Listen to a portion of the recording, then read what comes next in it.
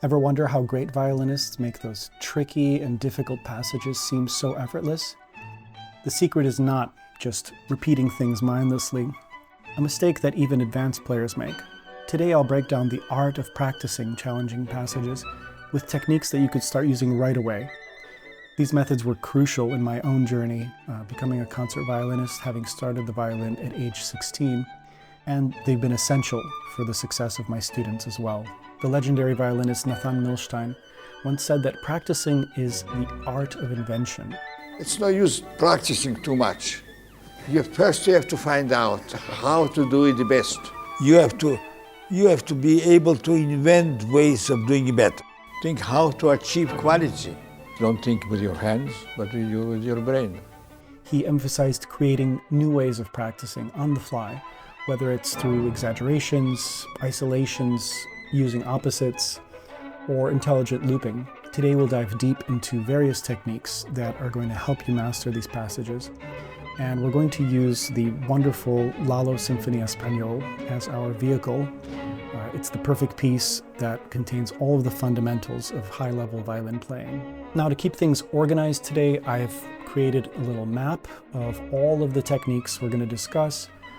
You could find exact timestamps in the description, which will show you where each method is used in various passage work. Now, there are a few crucial things I want to talk about first when it comes to practicing.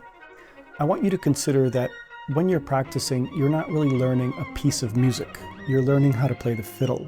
So that's the ultimate goal of practicing. It's to enhance your ability to play the instrument. Each piece you learn is like a vehicle that will improve your skills that will stay with you forever.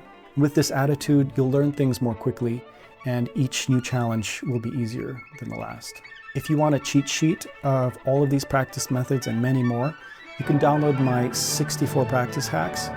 The link is in the description. It's a convenient list of methods that you can always reference, whether you're stuck on a piece of music or you need a new perspective. We're very grateful for today's sponsor, Tomplay, which I'll talk about a bit later, and we'll be using that app as an accompaniment to our practicing. Before we get into it, I just want to take a moment to thank my Patreon subscribers. Your support throughout the last several years has been crucial for me to have the time and space to develop these ideas and to pursue kind of things that interest me and things that I think will be beneficial for all of you. In addition to many other videos on Patreon that you won't find on YouTube, I also do a monthly Zoom call with all my patrons where you can ask questions, you can even play for me and for the whole group to receive some feedback. Let's talk about the three most important general principles of practicing, in my opinion. The first is anticipation. You have to understand which fingers are coming up next. What are the through lines of the passage you're playing? What is the shape of the bowing patterns? And above all, you have to visualize the sound and even how it'll look to play the passage before it happens. The second crucial thing is the idea of changes. Focus on the seamless transitions between string crossings, bow changes, bow strokes, positions, colors, all the things in music that give its identity and meaning. It's all in the changes, not in the things that are static. And so it's precisely in the changes that we will find the precision and cleanliness in our playing. The third important point about practicing is about patterns and pattern recognition. We should always be seeking to place elements into a sequence, a pattern that can feel natural to us. Whether that's a sequence of finger patterns that we can memorize, a certain shape to our bowing that feels like something familiar, or something to help us just memorize something that needs to be memorized. Think of how much easier it is to memorize a phone number when we have spaces or dashes, as opposed to memorizing a 10-digit number flat out. So that's called chunking information. And similarly, memory champions in these competitions will often use what's called mnemonic devices.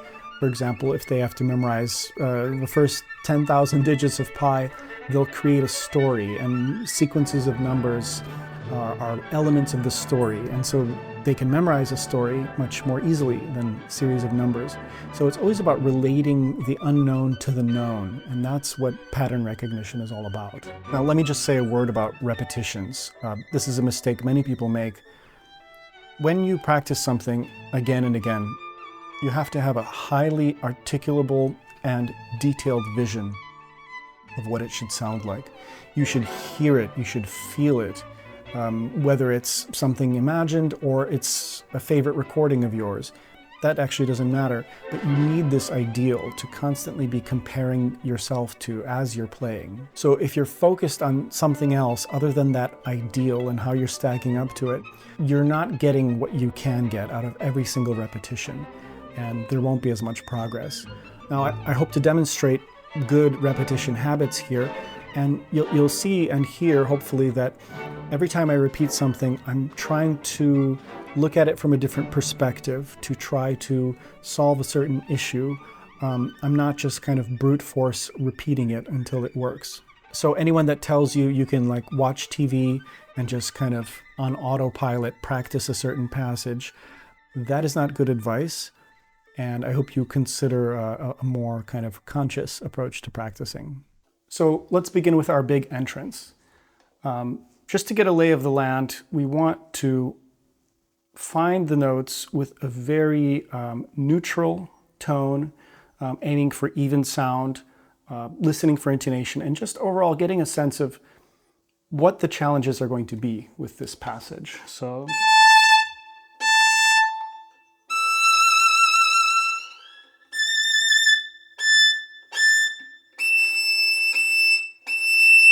obviously we have these stretches, obviously we have very high positions on the E string, which has implications on our sound production.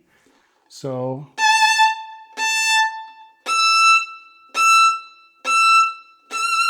finding that exact correct sounding point that'll let me sink into the string.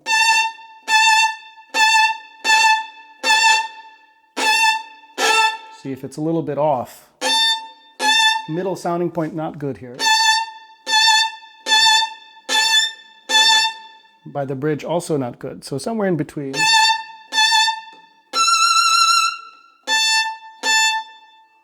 Stretches, opening the hand.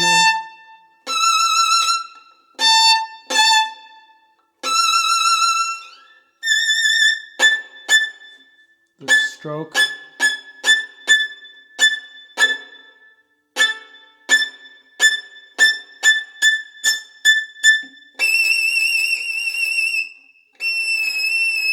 In general, for notes in very high positions that have to be vibrated, I'm going to take the time to find the range of the vibrato for that note.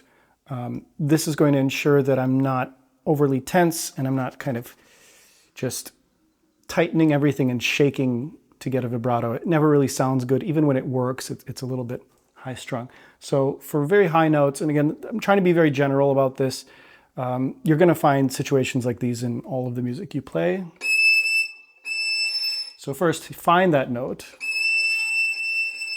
and feel where it is. It's a kind of a triangulation of how it feels in the finger, how extended the finger is, the feeling of your wrist, where it's touching here, how far in your arm is. So all of these things kind of create that note.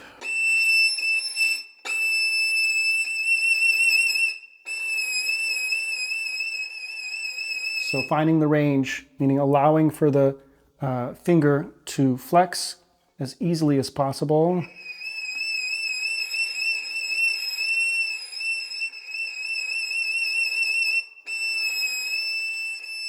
Remember to loosen the shoulder, loosen everything.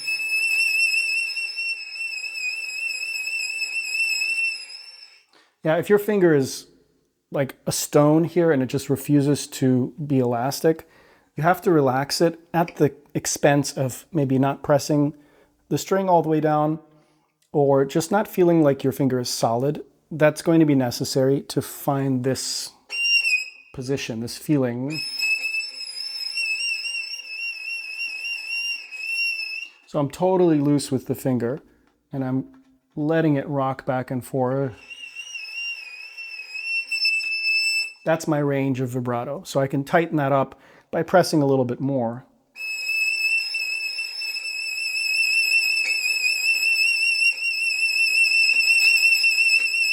So I'm using arm vibrato here. I usually prefer that for very high positions just because it's more consistent. I can do this with the wrist, but the sound is not as, I don't want to say warm because there's nothing warm up there, but it's, there is a certain pleasing quality to the vibrato if it's a little bit more controlled.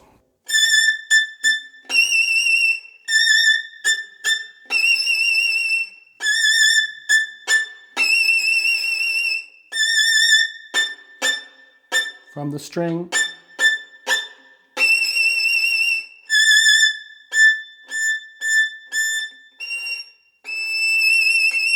There's a danger of over-articulating things here, so I want to also practice repetitions with more beautiful sound rather than the kind of heroic, aggressive sound we might have in the end.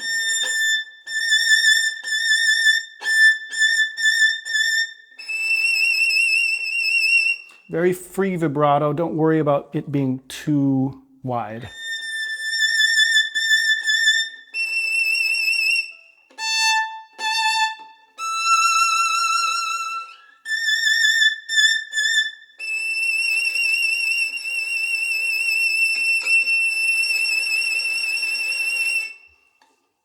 Really focusing on what makes that sound ring in that part of the bow. Also, very general practice concept. Every time you repeat, remember what is making the sound. Is it this? Is it this? Is it this? If you don't keep that in mind, very often the motion that's responsible for the stroke will start to slowly be less prevalent, and you'll have other levers starting to help when maybe we don't want that. So just ensuring that I have this follow through in the arm every time.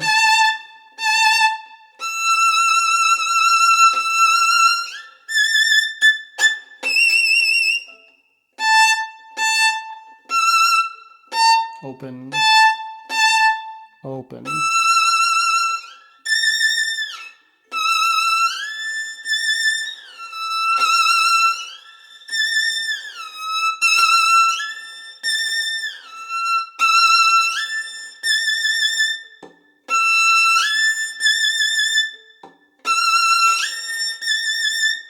Let go of the pressure when you shift.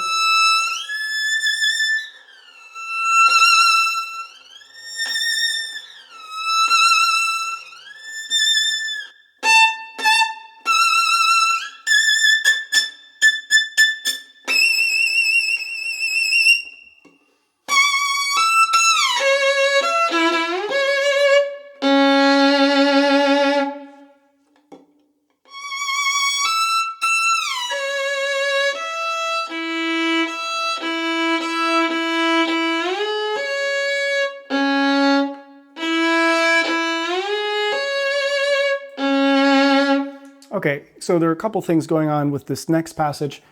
We have smooth string crossings that need to happen, which kind of fuel the intensity of this. There's a gliss to that C sharp.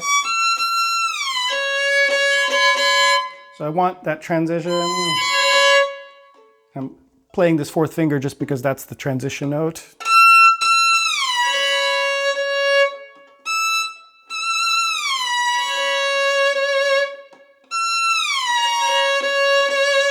Yeah, it sounds a little weird, but you get the point.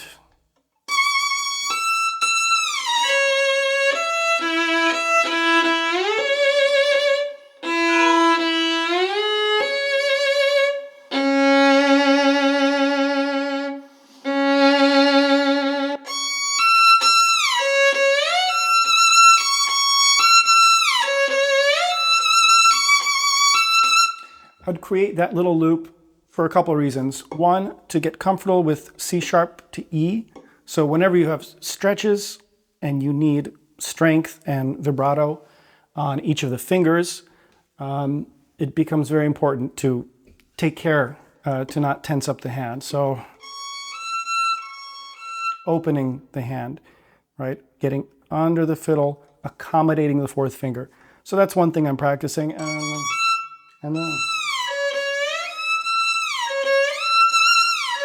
that shift and that gliss and making it very smooth.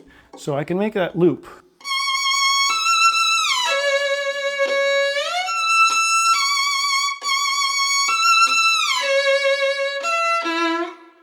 Or this loop.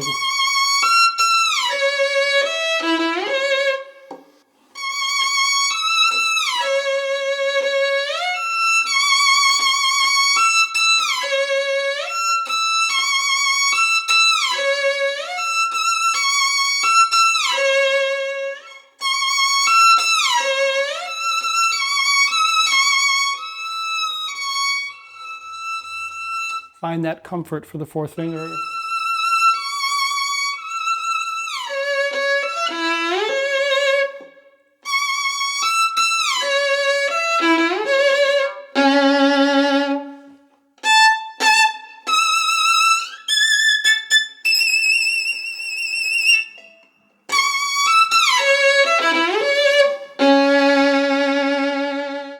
Now, for this next section, and for any sort of lyrical vibrated passages, the first thing you should do is make sure that you can play it with even sound, with even vibrato. And again, having the range of vibrato be available to you on every finger and every note.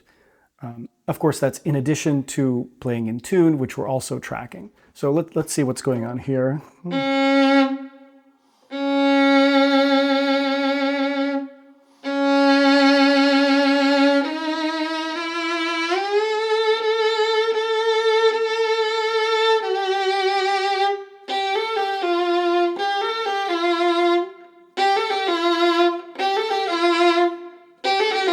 Whenever you have clarity that's necessary in high positions, obviously it becomes more difficult. Then that's more challenging. So I would create little exercises on the spot. So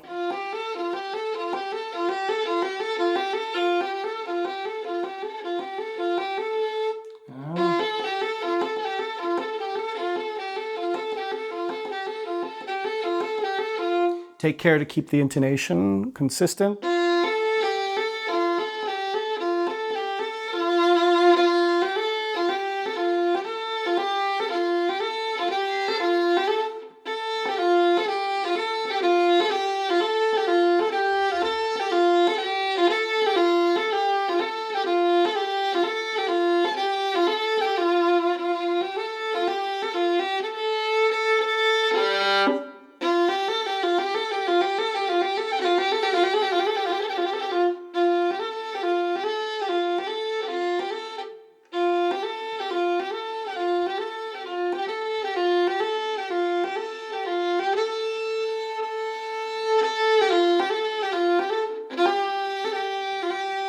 Light fingers, keep your attention on your shoulders, right? We don't want tension. Every time you repeat something, your body can get slightly more and more tense if you're not paying attention.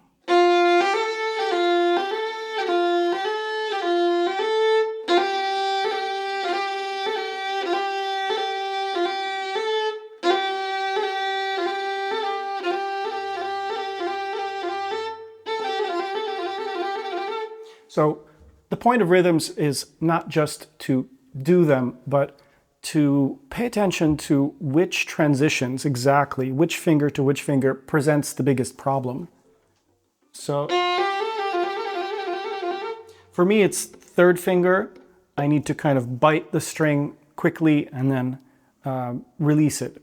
So which rhythm pattern will help me work on that? Well, that one, right? Because it has me touching the string and then going away immediately. So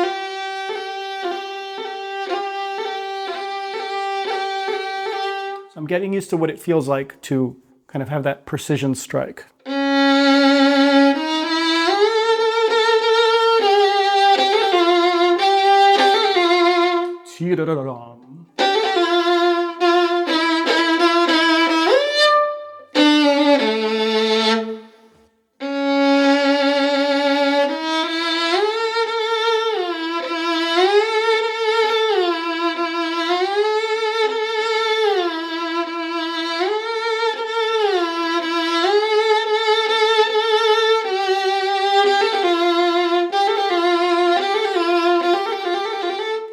Now let's try this with our accompaniment from Tomplay. So Tomplay reached out to me after seeing the kind of videos that I create, and I immediately saw the potential it has as a powerful tool for violinists. I don't actually use all of the features of the app, but I find the accompaniment tracks and the looping mode and the recording modes to be incredibly useful. In the past, I would actually manually create loops out of accompaniment files I found online, stretching the audio even to different tempi using my audio editor. So with Tomplay, it's much easier. As you can see from this masterclass, maintaining that flow from repetition to repetition is crucial. So that's where this looping feature really comes in handy. They do have a 14-day free trial, so you can explore it risk-free. And if you use my code, you will be supporting this channel, which I do appreciate. So I'm going to make a loop from bar 8, middle of bar 8 on the fermata until bar 13.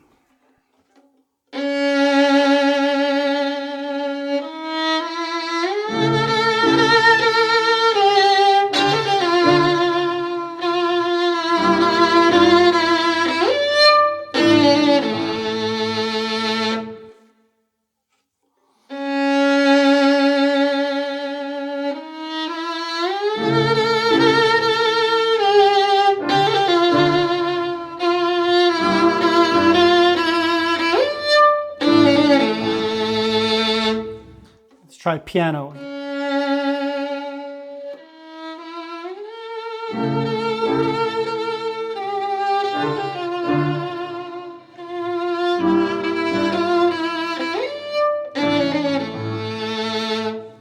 Yeah, so when I practice piano, it allows me to focus on the rhythm, right? I can accentuate this 2 against 3 rhythm, and not get lost in kind of the passion of the music. So this is how we build accuracy. I like this way of practicing a lot, where you play in a lower dynamic, kind of very even, very soft, but all of the articulations in the left and right hand are very strong. Let's pick the tempo up.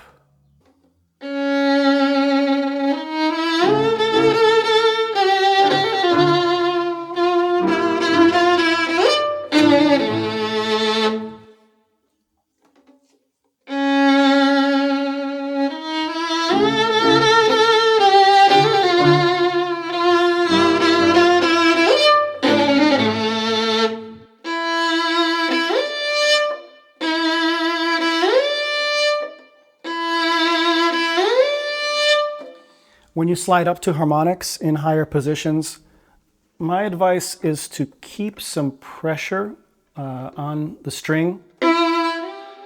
Don't start traveling in harmonic pressure. Begin traveling with some pressure and then let up as you arrive at the harmonic. Right? So it's just kind of a train pulling in to the station, then you lift the pressure.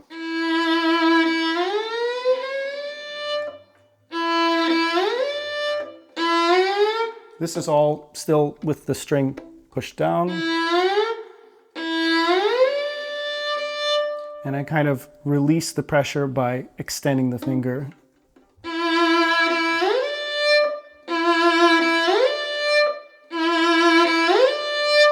It's much more secure, it sounds better, you'll hit it every time.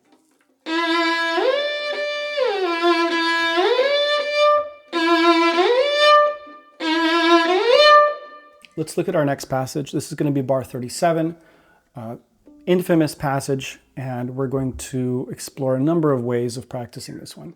So let's play it really slow with separate bows.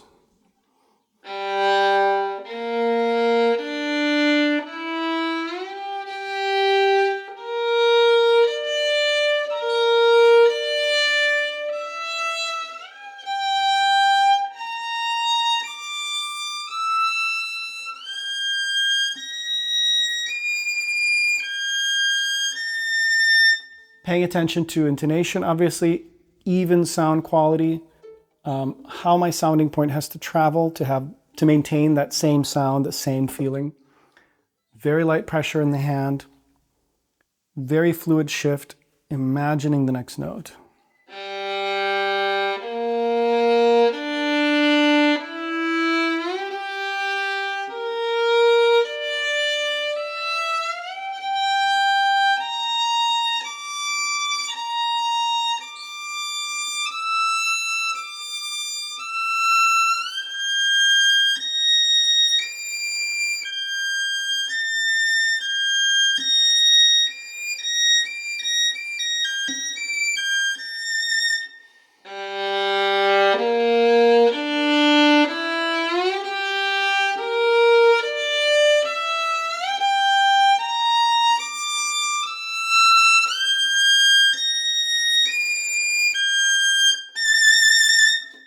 One of the things that I'm doing as I'm practicing this slowly is I'm paying attention to what tendencies do certain notes need to have, do certain intervals need to have.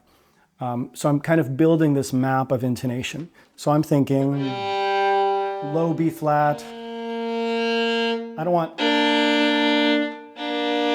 this B flat, the one that matches with my D. How low can I get it? Well, with it still being acceptable, that's what I want. It has a darkness to it.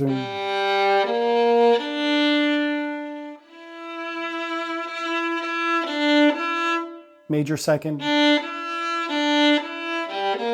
higher.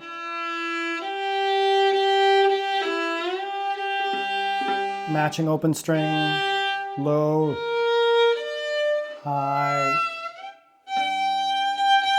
low, high, low, and matching your A.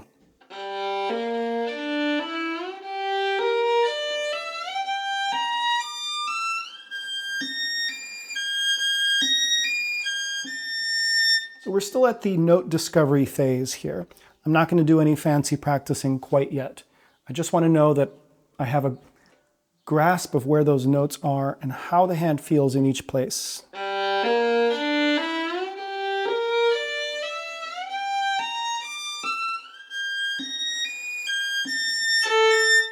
Let's focus on the bottom.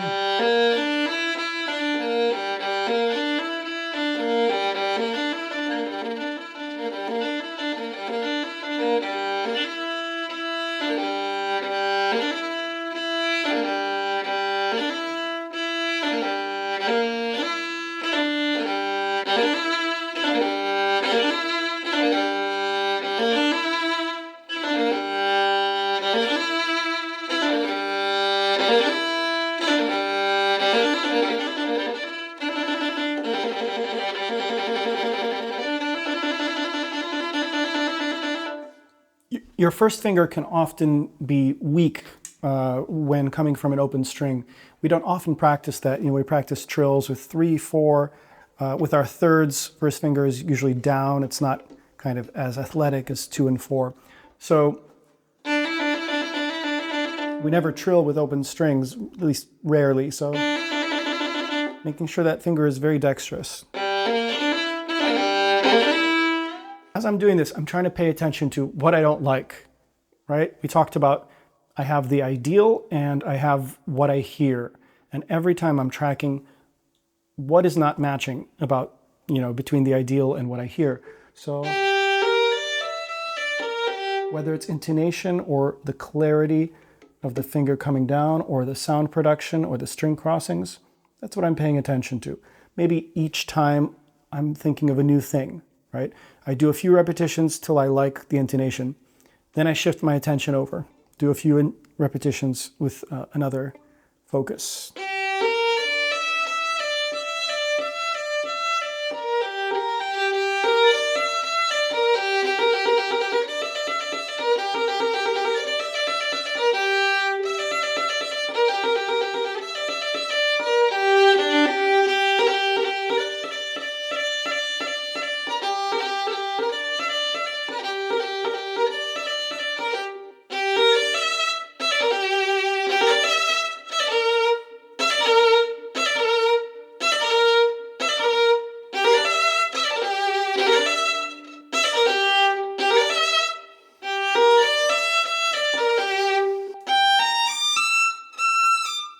Comfortable position. Your position should always be such that you can lift the finger and it'll drop on the right note without any extra effort, right? So it's hovering in the most comfortable place. Your hand is hovering in the most comfortable place. And you've set that up by bringing it over with your arm, rotating it around.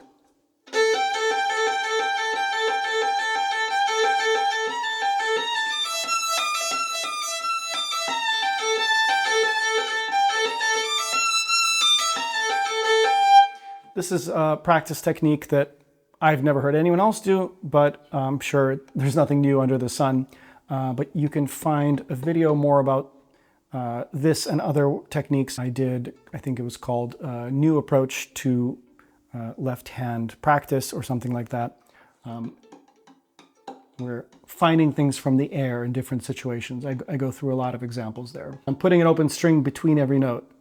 And so each time I'm resetting the placement. I have no reference. So what I'm doing is I'm testing whether the frame of my hand is in the ideal place where all the fingers will easily fall on the right notes.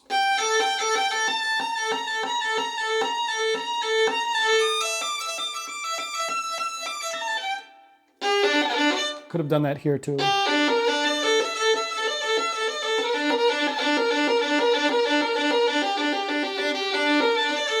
Every time I have an open string, I'm also releasing my thumb. So I'm building in good habits when I practice. I'm not just, trying to find a note or testing whether I know the passage. I'm also creating habits.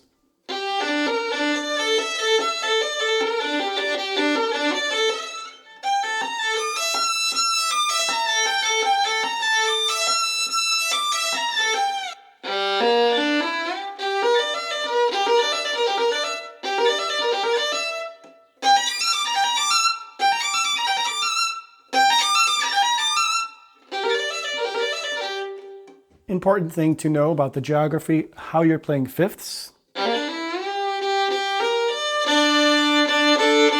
would be easy enough to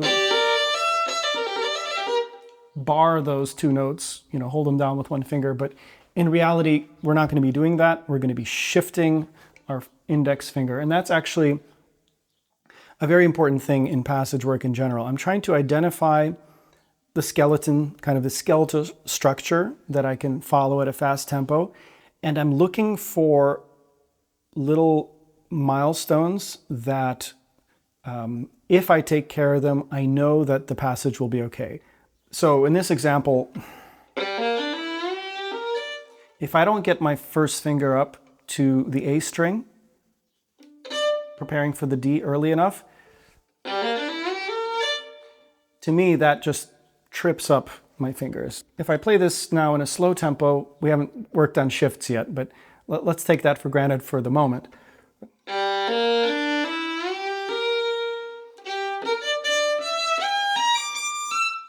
So I'm putting the first finger down on the next string early, and I'm actually doing exactly halfway, so I can make a rhythmical thing out of it.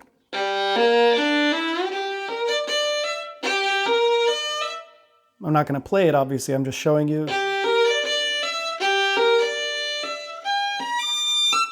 could actually practice it that way.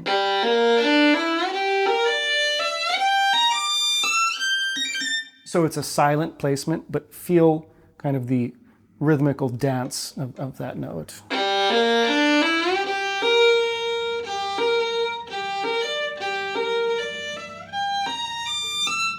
So I'm laying down the tracks just before the train comes. You don't want to be laying down tracks, right as the train is getting there. And when you're playing this at a fast tempo, and when you're playing any passage at a fast tempo, these little tricks, finding which finger can go somewhere earlier to kind of ensure fluidity, these little tricks really make the passage clean. And if you slow down a great violinist's playing and there's a good close-up, you'll see them doing exactly that. Let's start working on the shifts now. So we have 3 shifts here.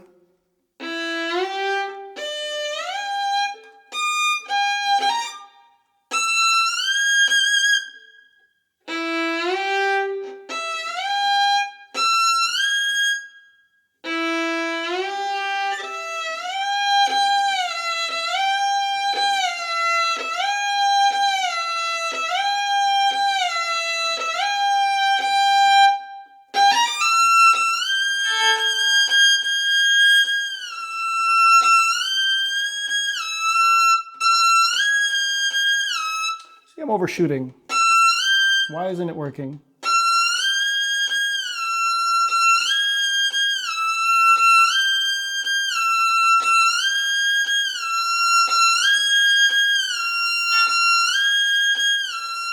Very important to know where the arm is going. It's a swinging, right? It's not, don't get into the habit of just doing it with the wrist. It's not good. Doesn't have to be a huge motion, but just doing something with the arm to prepare and to kind of feel that swing of the arm, that's going to help your accuracy immensely.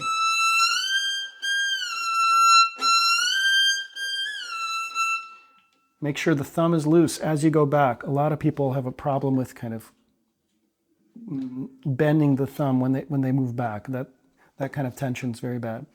You work all this out in the practice room, right? You do 100 repetitions. If your thumb is like this every time, how do you think you're going to play it? So this is where technique is built. As I mentioned, I'm not practicing to play the piece necessarily. Practicing is about learning to play the fiddle. Every passage I'm practicing, it's kind of building that knowledge base, building the instincts and habits that will serve me in any piece of music.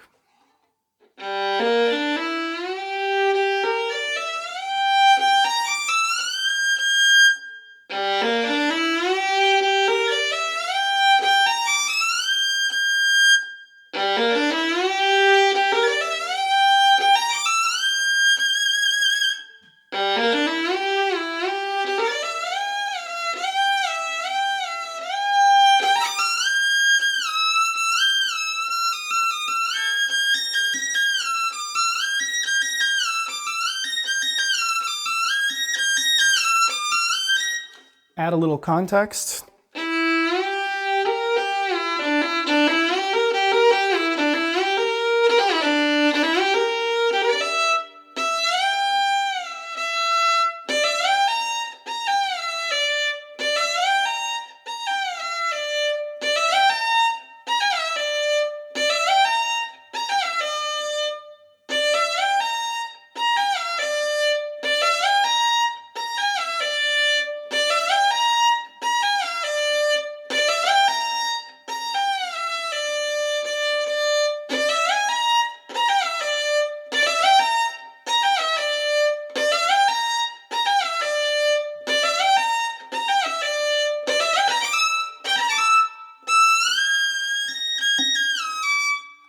That's the hard one.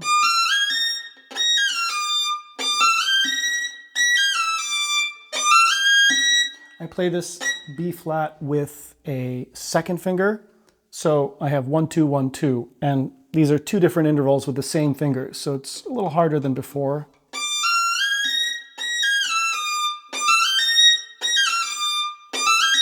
So here I'm playing everything slow except the note after the shift. Very often we treat shifts as this big arrival, especially when we practice, such that we're not ready for what comes after the shift. So forcing yourself to play the note after the shift immediately and working that out, that will really help.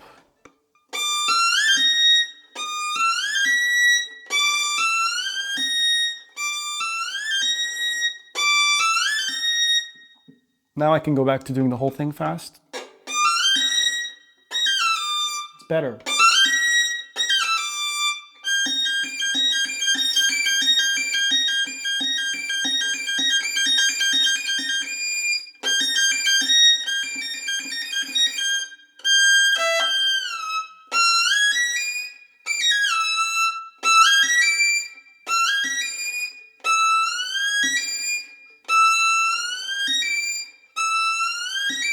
To play these three notes, the hand has to be in a certain shape, right? We have a little bit of a reach from second to third finger.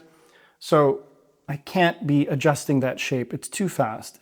As soon as I arrive on the G, I need to be in the shape to be able to do that. I can't go, and then the third finger joins later. So again, that's something I can build into the little invented exercise. So let's do it slow, and then as soon as I get to the G, I play B flat G very fast. So that'll test whether I'm in position. Nope.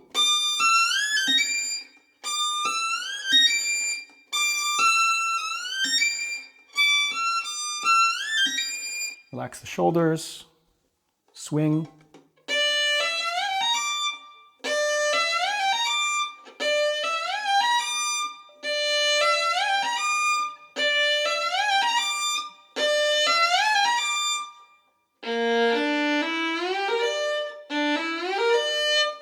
Now let's get to some good old-fashioned rhythm practice. The essence of rhythm practice is that you have fast notes and slow notes, and of course you're going to adjust which ones are which. That's obvious, but what's unobvious is that slow notes have to be very slow and fast notes should be as fast as you can play them, right? Maybe a little bit slower to begin with, but the point is that the fast notes are fast. The mistake many people make is that they don't take the time on the slow note to totally relax and kind of prepare for the next burst. The point of doing the opposite pattern of any rhythm is that what was slow before will now be fast and vice versa. So the slow notes should be as slow as possible because you'll get them on the other side when they become the fast notes. So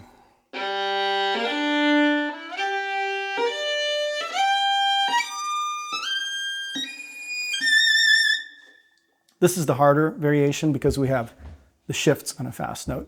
And some people practice their shifts slowly, like good boys and girls, but remember to also practice shifts very quickly, especially in this passage where they will have to be very quick. So rhythms are a good place to do that.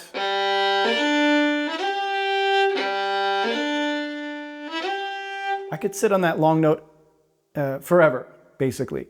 Right? It should feel like you have all the time in the world. That's correct rhythm practice. And then you have that burst, right? So it's this back and forth of relaxed state and sudden burst of notes.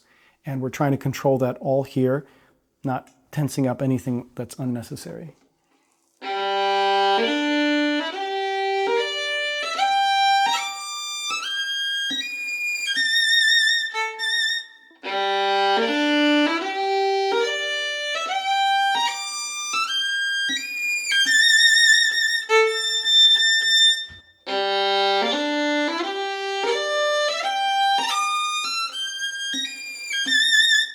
Trying to keep the same amount of pressure throughout, right? Notes are changing, there's fast notes, slow notes, it's a little bit kind of crazy and chaotic, but throughout the whole thing, I'm trying to have an even pressure with my fingers. Very important.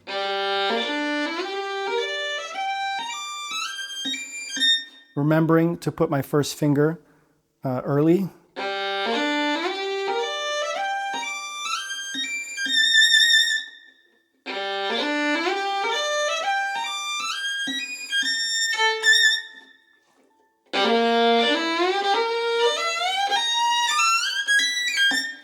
Very important that the right hand does not pay attention to the electric bursts that the rhythms are creating. Right? The right hand is very smooth, even when it has to do a quick bow change because of the burst. I'm trying to make that bow change as anticipated and smooth as possible. Right? We talked about anticipation as being one of the key factors of practicing and of playing in general. This is one of those moments. The more you anticipate something, the more your arm already starts kind of initiating the motion for it. And then the actual event is going to be very, very minimal. Not that, but...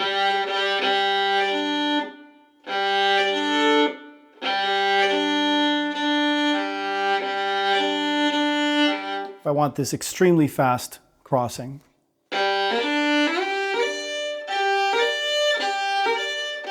Not... but I'm anticipating and I'm already leaning downwards while I'm still on the D, right? We have a lot of leeway on any individual string. So I'm already heading to the A string with the arm. And then my hand, my forearm, finish it off. Okay, let's try 4-note rhythms now. That was 2-note rhythms.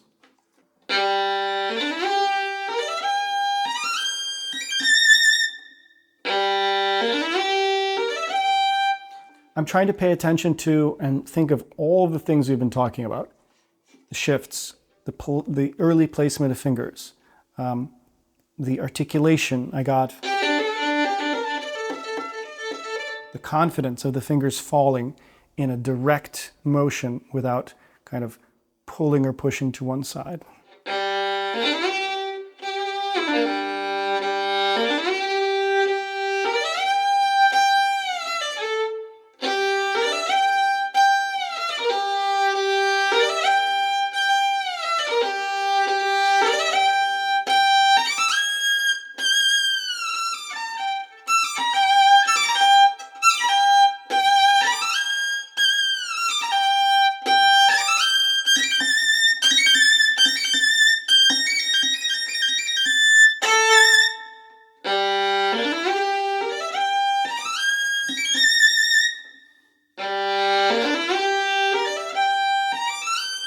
I'll do a variation with a slightly less electric burst, just to kind of regain some control.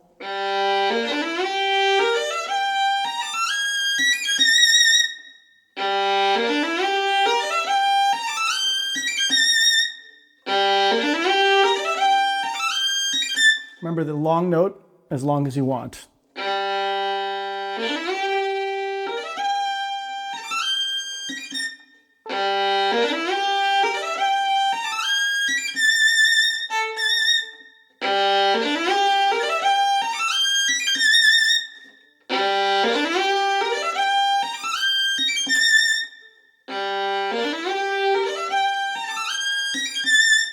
Okay, now let's do a different rhythm pattern.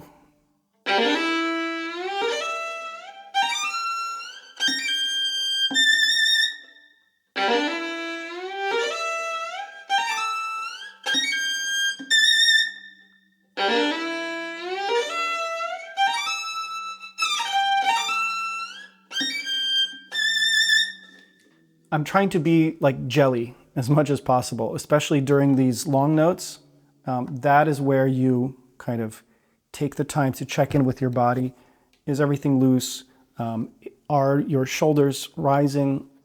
Right? Is your hand tense? Everything should be very loose.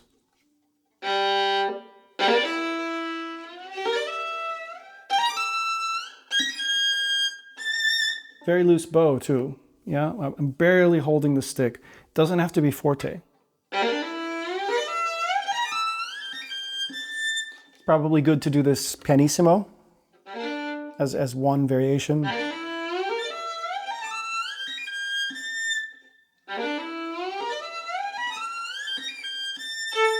See, my shifts are on the slow note, so I'm making them very, very slow. I'm showing the shift.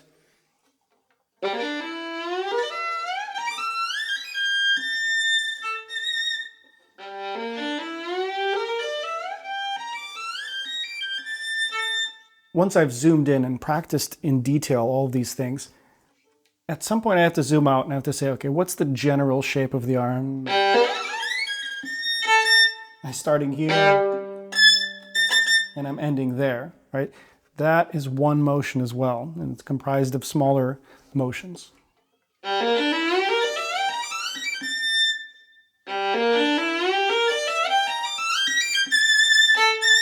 Already it's much easier to play. It's much more fluent.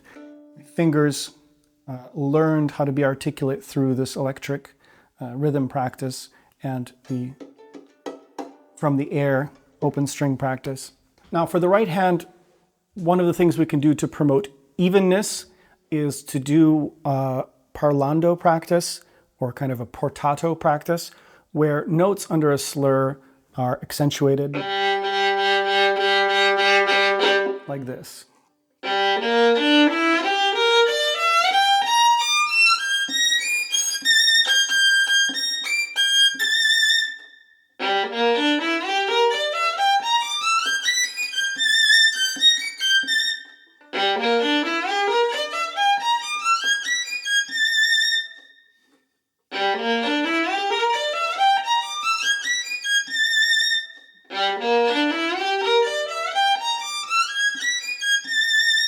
So my left hand is being extremely fluid and smooth as much as I can. Meanwhile, my right hand is trying to show every note with the same kind of gentle articulation. And this is also reminding me of my bow distribution. I don't want to... Each slur has to be more or less evenly distributed. So it's not an easy stroke to do for these very high notes.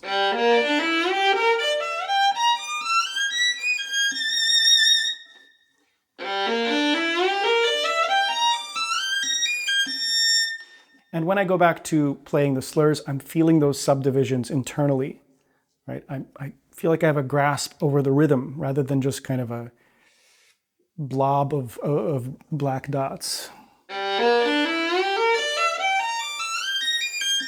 That was good, but out of tune.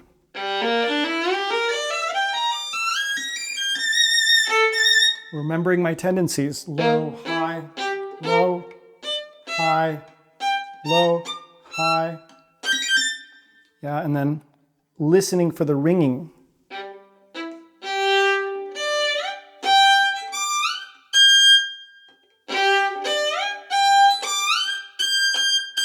All of those notes should be very excited because they have sympathetic resonance on the instrument with open strings.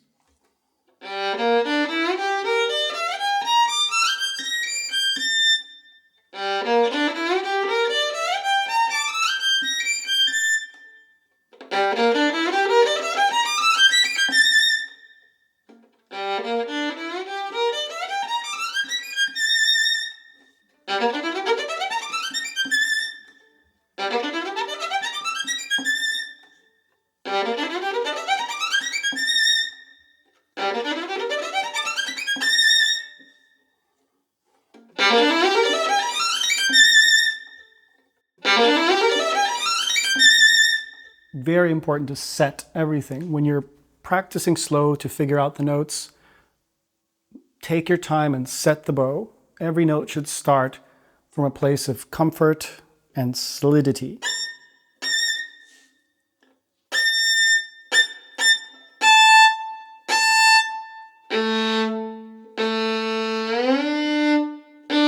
Open.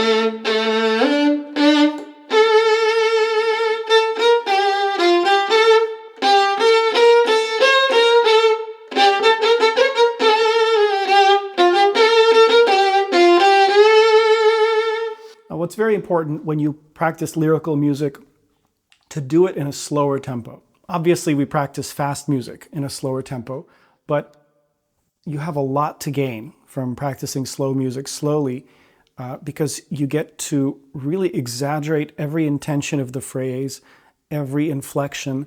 This is the law of kind of playing things in tempo. All of your intentions are going to be kind of reduced to their lowest common denominator, the weakest link. So when I practice this slowly, that direction,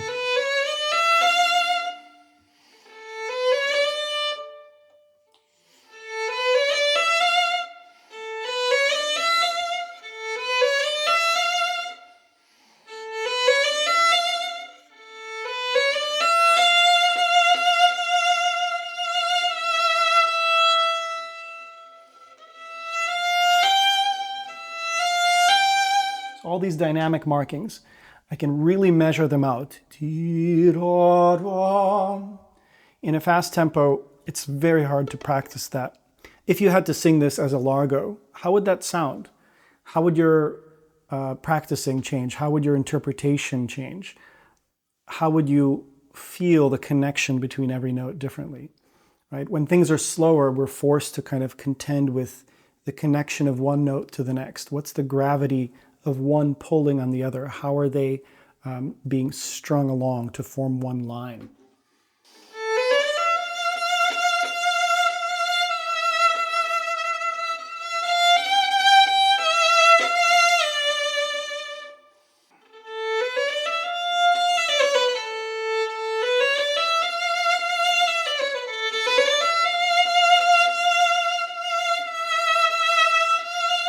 These are agogic accents.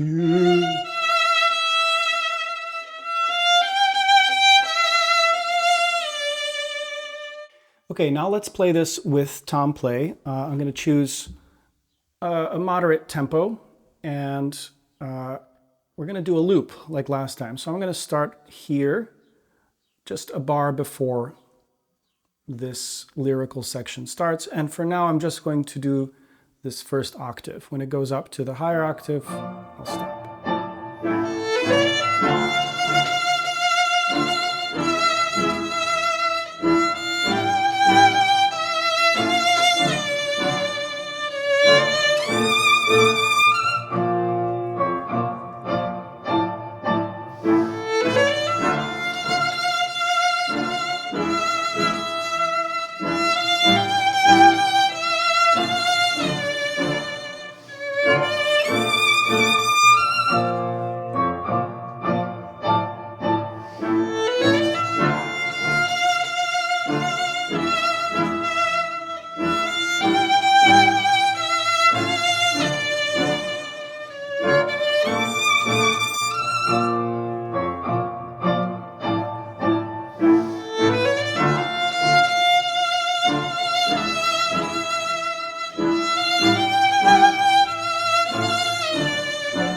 So you see my vibrato impulse is connected to my articulation of the fingers.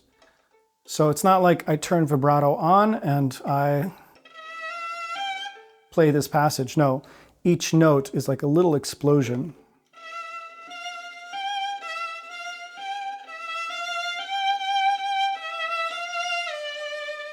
Very often you have a string change and you have kind of a expression change at the same time.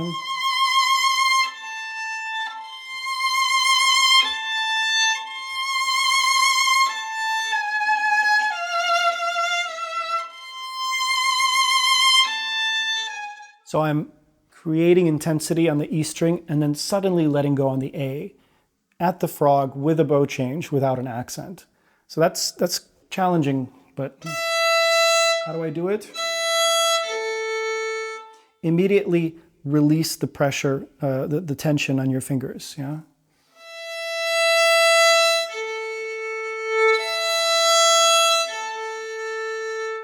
So as I jump to that next string,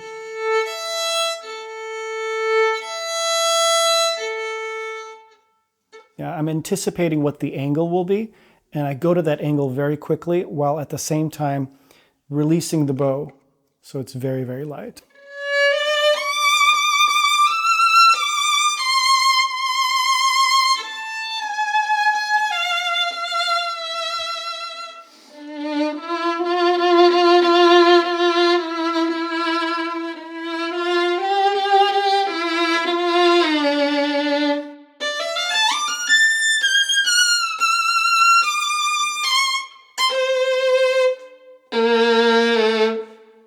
For this melody on the G, same thing we already talked about. Find the range of vibrato on every note, that it's even, that it can connect to the previous one. And that's that impulse vibrato we talked about.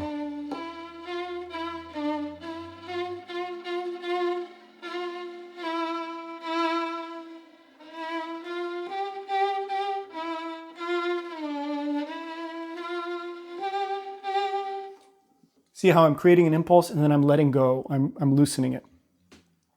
That's actually a very important step towards continuous, beautiful vibrato. Impulse, release. Yeah?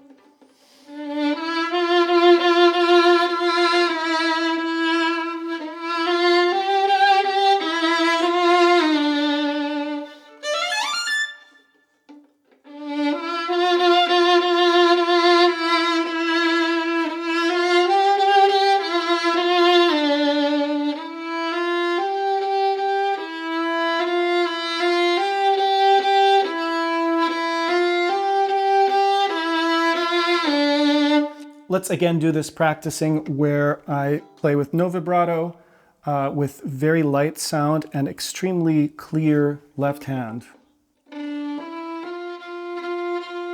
Very cool in the right hand, very light sound.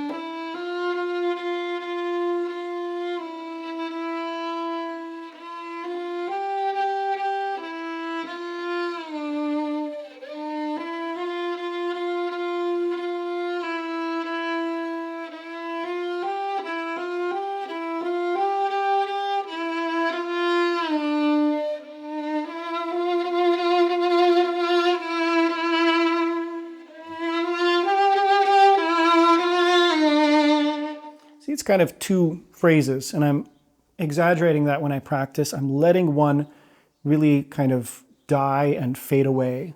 Now on to this next section.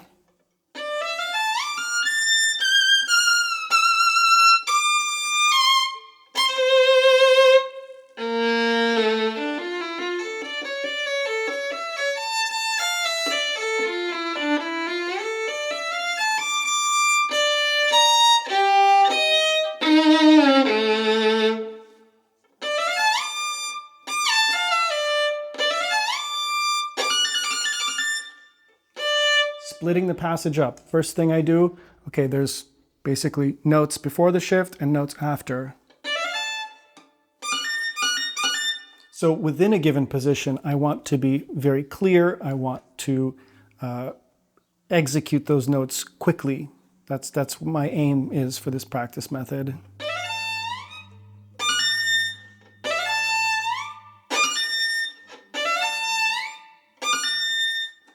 I'm not going to have to play that fast in the final iteration, so it's actually good that I'm testing that in the practice room.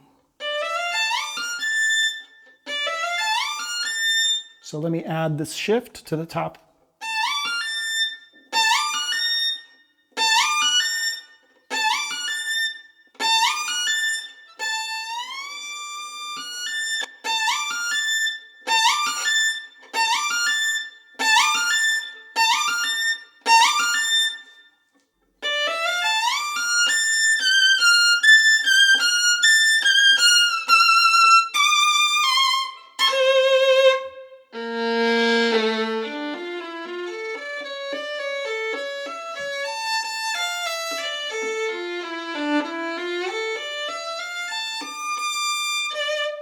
I'm trying immediately to figure out, okay, which fingers can I put down earlier? What can I prepare? How can I anticipate the next thing?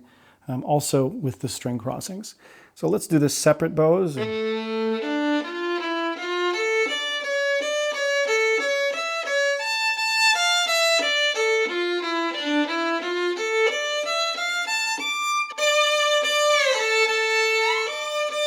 I'm noticing how things are functioning in an octave frame. Those octaves have to be in tune. Always look for those.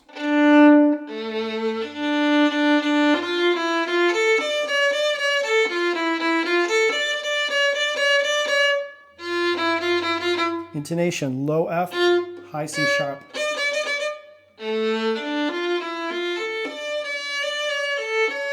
It might seem a little too high for you, but I promise when you play this fast, all of those exaggerations will be far less exaggerated, and you'll just land exactly in the place that has a really strong effect. I'm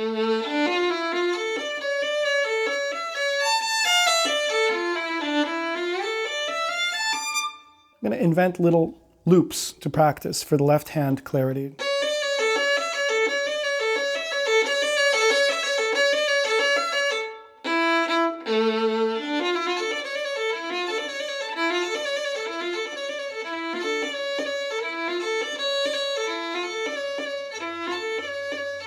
See, the point of rhythm practice isn't always, and most often not, to play the whole passage through with rhythms.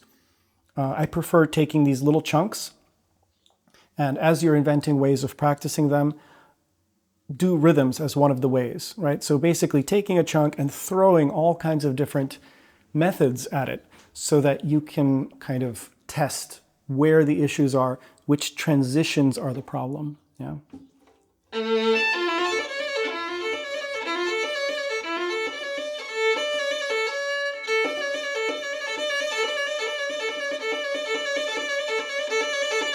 That feels important.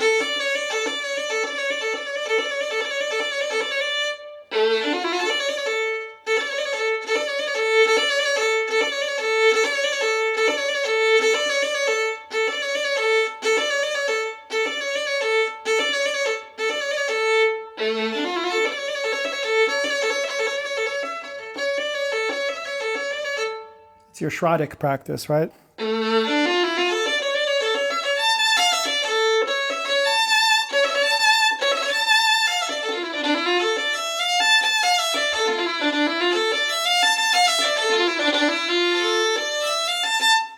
String crossings become very important in this passage.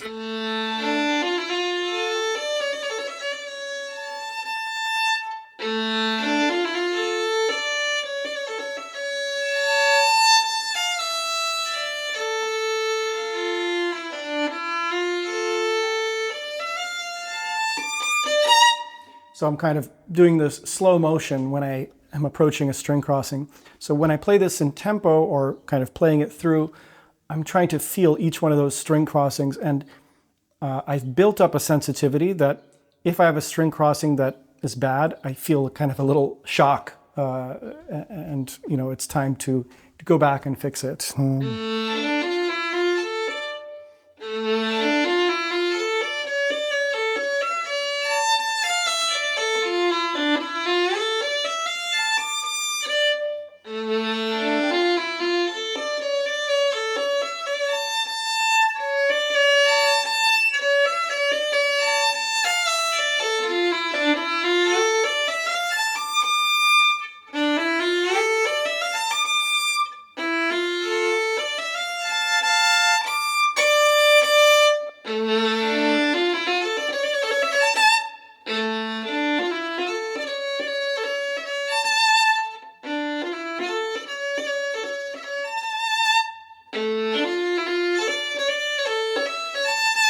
That one's harder.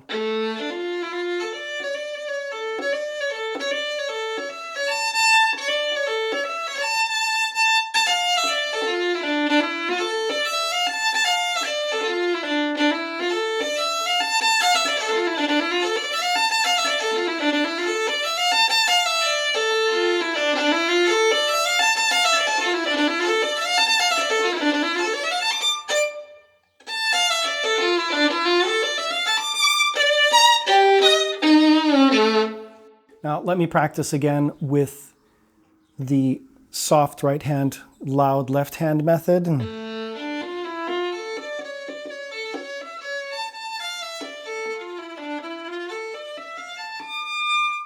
I find that to be very useful. I'm attracted to that way of practicing. So very important here that the attention's not all on the left hand. The right hand, very, very light hold of the bow. It's almost as if the weight of the bow is all you need to create the sound.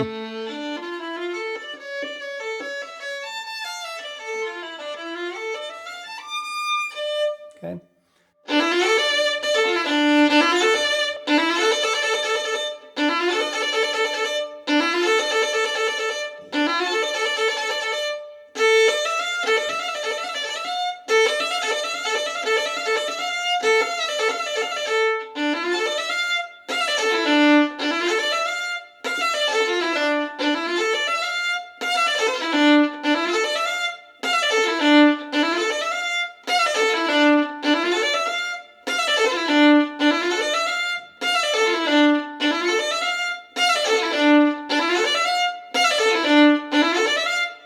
Now do some repetitions paying attention only to the right hand.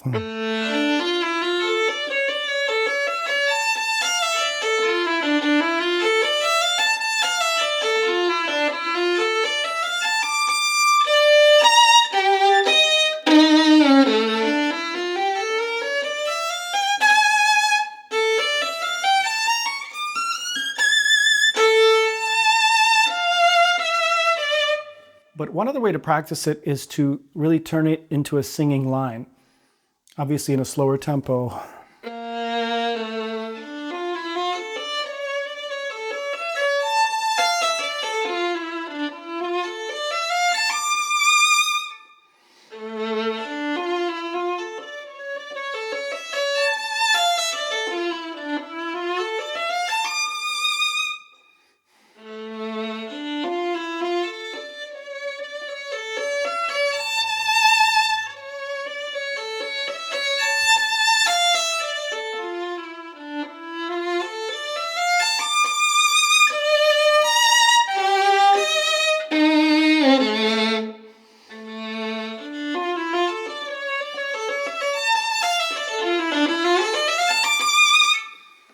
What this helps me do is to create a sort of line out of this, even though I'm not going to be vibrating these notes. It helps me create a through line. And that turns a couple dozen of these black notes into several shapes that I can follow. Yeah, shapes that'll be connected in. It's going to help everything, help my string crossings, help intonation maybe, just integrating many different things into one shape, one pattern. That's really key in practicing this kind of mechanical music. Always look for opportunities to create this through line.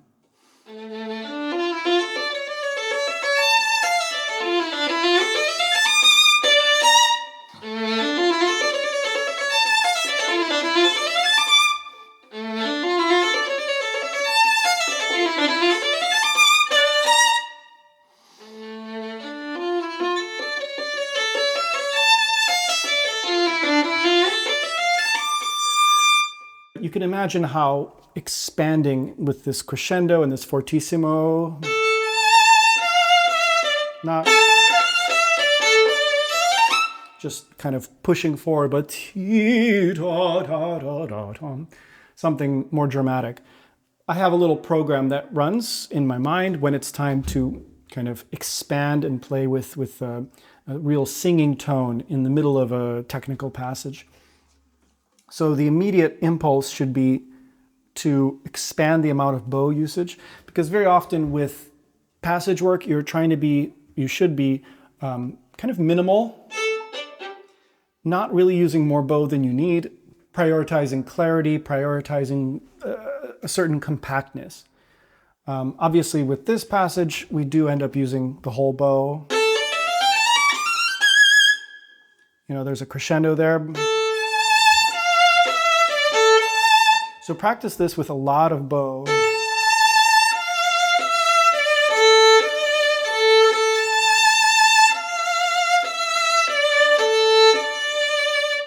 Maybe forget about the accents at first.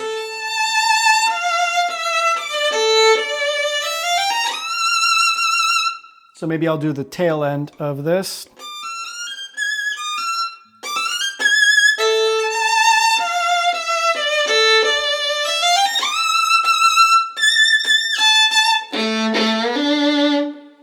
Now, another thing I'm doing is exaggerating dynamic contrast. I'm picking natural inflection points to kind of create these waves of dynamic contrast. And that also encourages the through line, right? It treats a bunch of notes as one single shape. And you might say that, who has time to do that when this is at tempo? It's kind of blazing fast. But I'll tell you that some of that work remains. You have to do like 150% so that 20% can remain in tempo. But that 20%, it makes the difference between somebody that sounds like they're playing an etude and someone that's really creating a drama.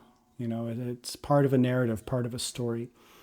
So always look for that through line, whether it's with vibrato and especially with kind of dynamic contrasts and these inflection points. Now, these passages are challenging.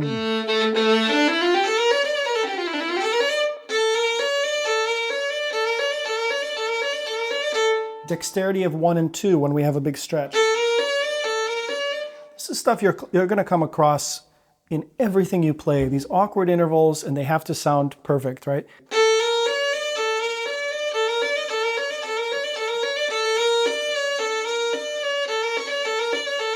Just coming up with some patterns to work out that combination. Low 1, high 3.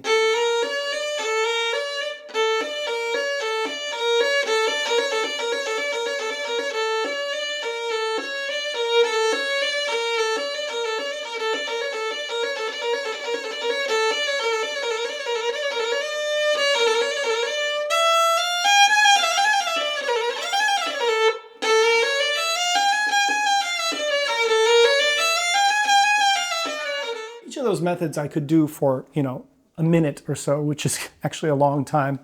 And the more that I discover something that I don't like, the longer I'll practice that particular variation, right? Because the point of that variation was to discover that there's a transition that's not working. So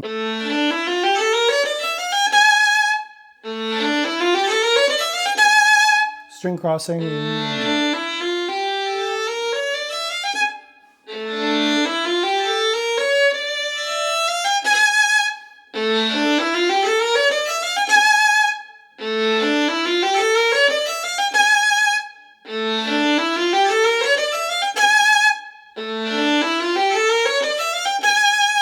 This bow change is a little bit awkward. When you have something in the passage that's awkward, stop on that note and vibrate it beautifully.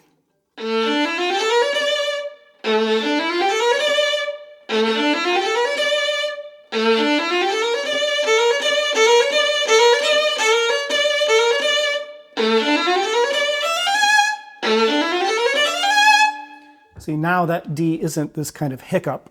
It sounds strong, it sounds confident. Strong left hand, light right hand. Dropping with confidence.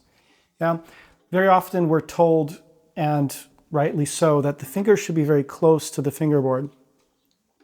While that's often true, it doesn't work that way in the practice room. Yeah? To achieve simplicity, you often need to create complexity that then you gradually pare down. You can't start with simplicity, because then you have no clay to mold, right? So there's no way to start with a finished molded product, right? You need to start with a big chunk of clay, and then you can mold the sculpture.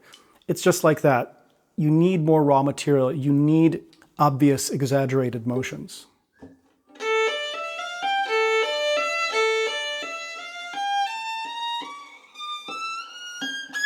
Only after doing that can you then start paring it down and doing the 1-inch punch, like Bruce Lee, right? Bruce Lee could do a punch from 1 inch away and it would knock the opponent to the ground. So we can do one from far away. Sorry, I'm not promoting violence here, I promise. Do it from far away, and that's where you learn how to punch. You can't learn how to punch by doing it 1 inch away. Yeah, that's the end product after a lot of paring down of the clay. You see, I'm creating these articulating motion, these sounds, this smacking of the fingerboard, but I'm never pressing the finger down very much. In fact, my maximum pressure is barely enough to make the string sound.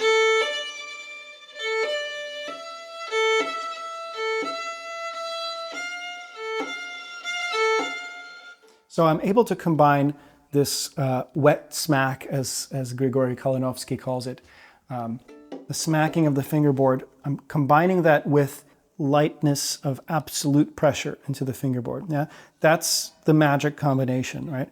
Because you'll get people telling you things on both sides. No, you got to smack the fingerboard. Well, often just with that part of the equation, you'll find people with crazy amounts of tension and pain, and it's just not sustainable. And then you find people who are slightly elevated to the position of looseness, and everything's light and close. Well, without the articulation and the smack, that's also missing something. It's going to miss clarity. So we want to combine those elements. So this kind of practicing, light right hand, forte in the left hand. Very happy left hand, very active. Open. Fling the fingers.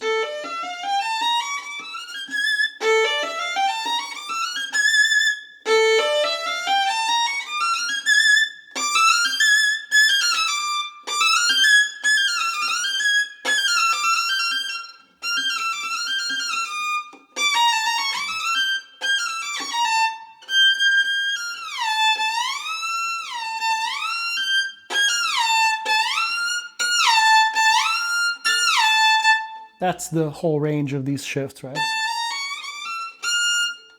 From here to here.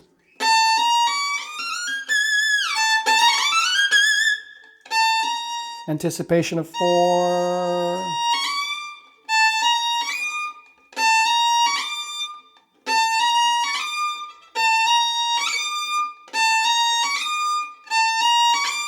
Yeah, and in the final product, of course, it's going to be easier because I have a bow change on that big shift.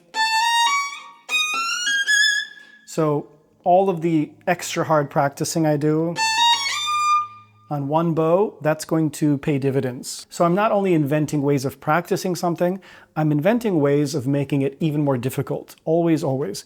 Try to throw everything you can at it to not only expose what's lacking, but kind of push things to the limit. See at what point does your coordination break? At what point do you lose control of your fingers? That's what being a master of invention is all about.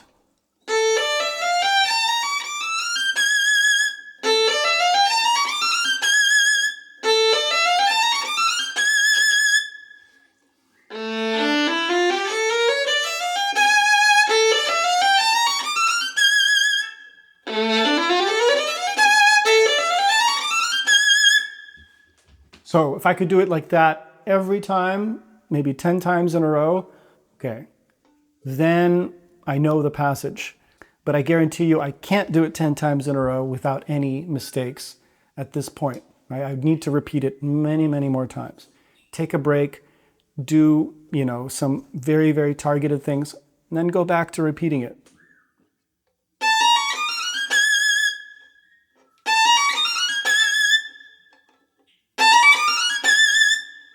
Loose. Imagine the next burst.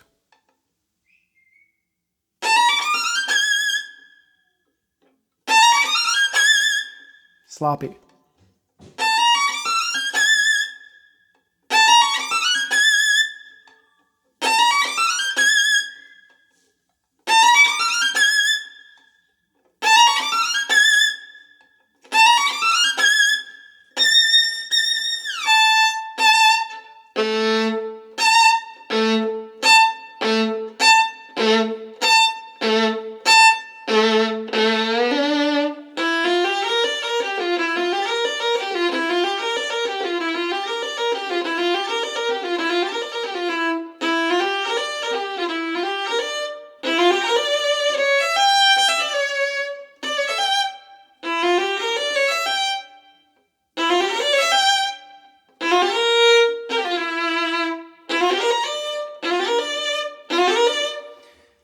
One other way you can practice is adding one note at a time. Now, this is a very common way of doing things. I find that it's a nice complement to rhythm practice. It lets you just gradually build on what you've just done.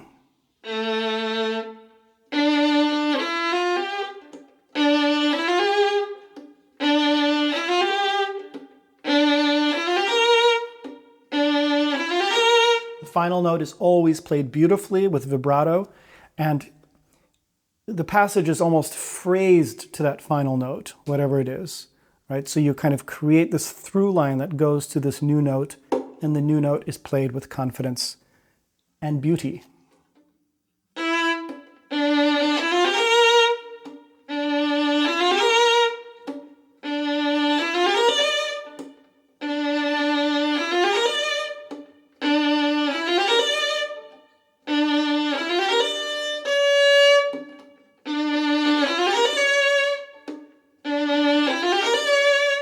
Not clean.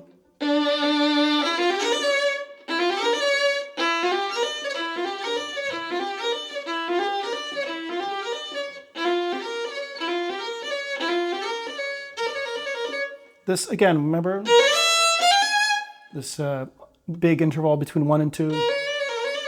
It's causing problems here as well.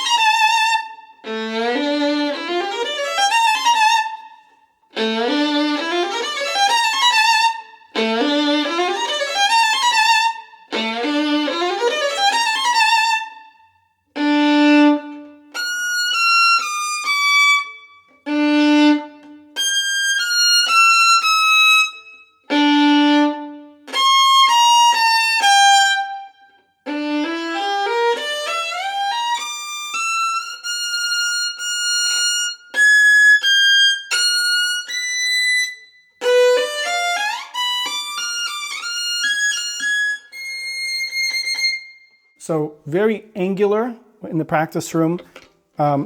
Start from the string and with an angle that lets you pull a fast forte bow.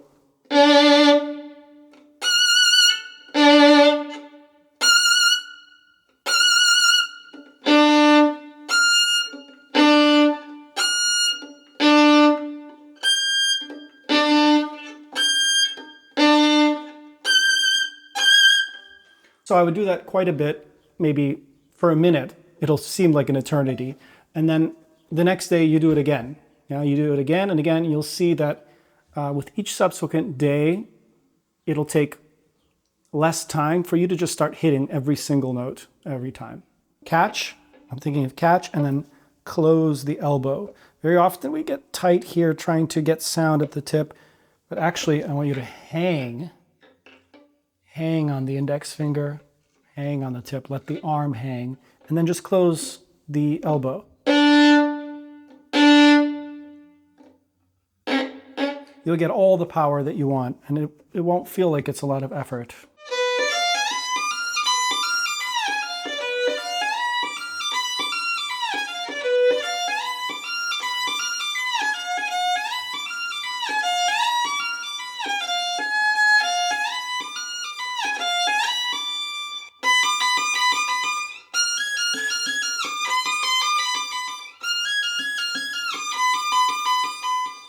We talked before about shapes of the hand. When you shift to a new position, always be ready to play all of the notes of the passage in that position. So many people will not be ready with the fourth finger. So they'll stretch for it or they'll start adjusting in the middle of the passage. Same thing.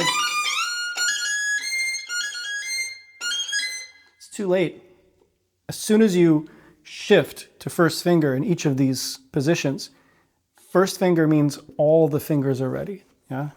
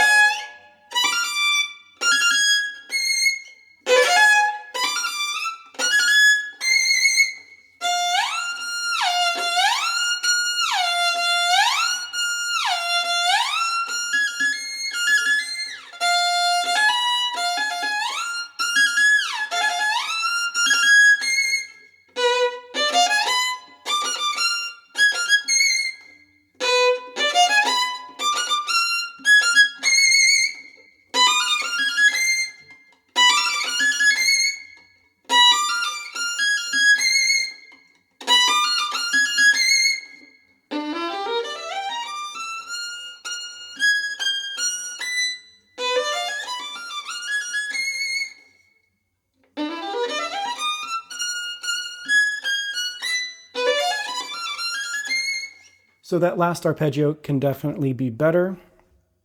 I would continue practicing it, maybe not today, but tomorrow I would do this whole process again and think of different ways, always being open to inventing new ways.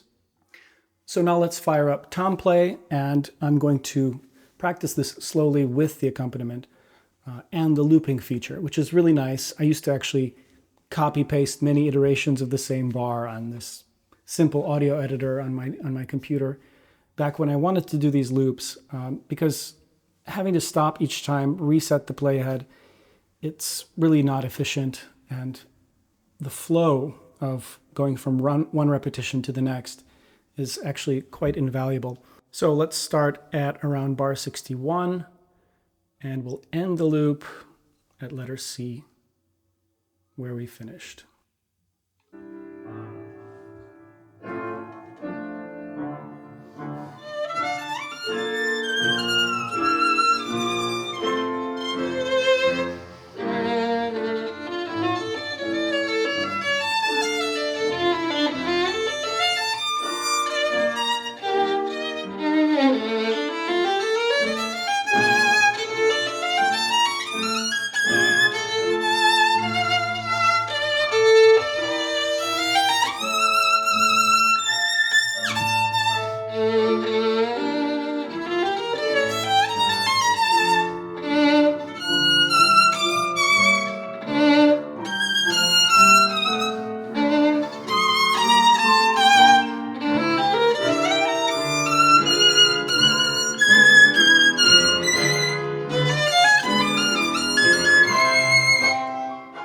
There's a couple of places where I still need more strength and more confidence. There's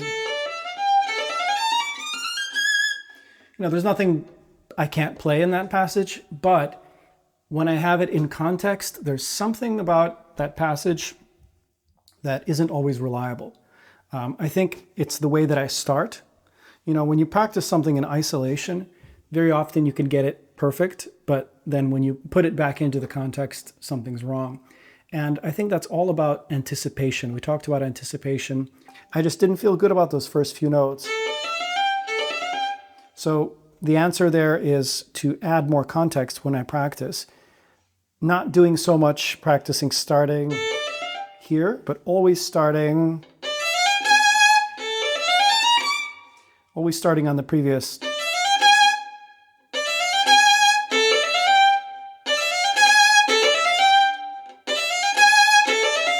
Yeah, so it's this G sharp, intense vibrato, intense accent, right? We want that to really come out. But then I have to kind of soften my left hand suddenly. I can't keep it so hyped up. It has to be loose so that this articulation works. So that's something I would work on further. Another thing that I can't do is kind of really set the bow in a clinical manner. It has to kind of be hidden. And at the last second, I engage.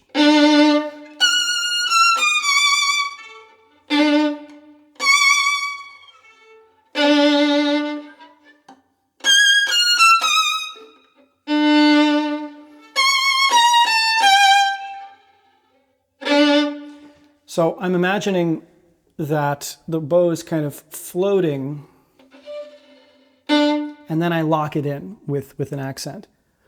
So I'm never really doing that student thing. It's like set the bow, cross, stop. Maybe I do that at the very beginning, but you want to get away from that as soon as possible whenever you have these kinds of string crossings, because it's not a realistic way to perform something.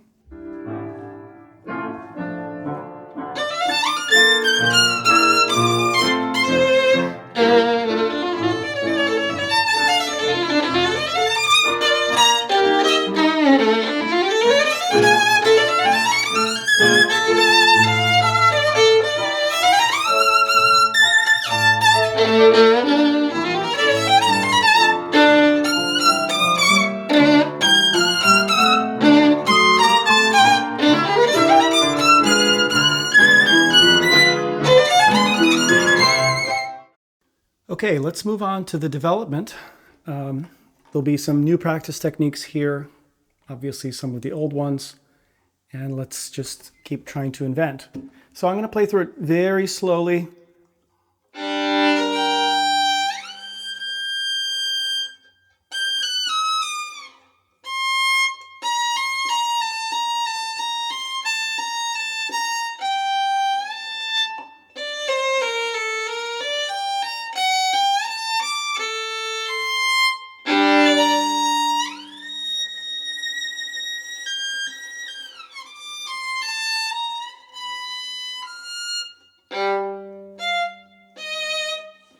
So just that much.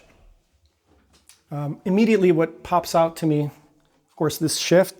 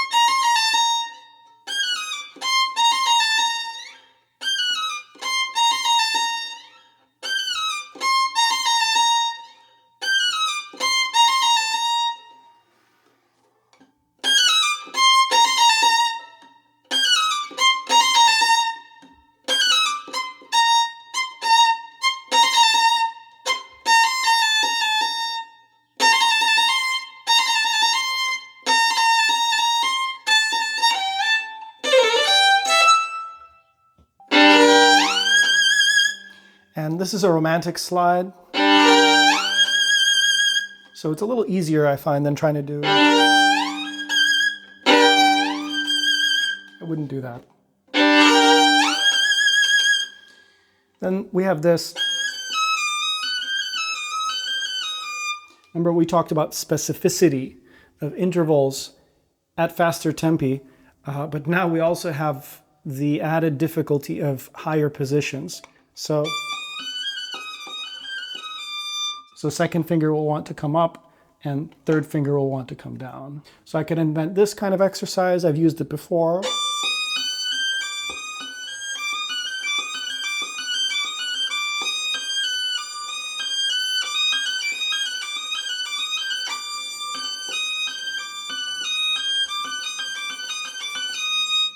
Loosen everything. Remember what your focus is. Keeping that 3 high and the 2 low every time.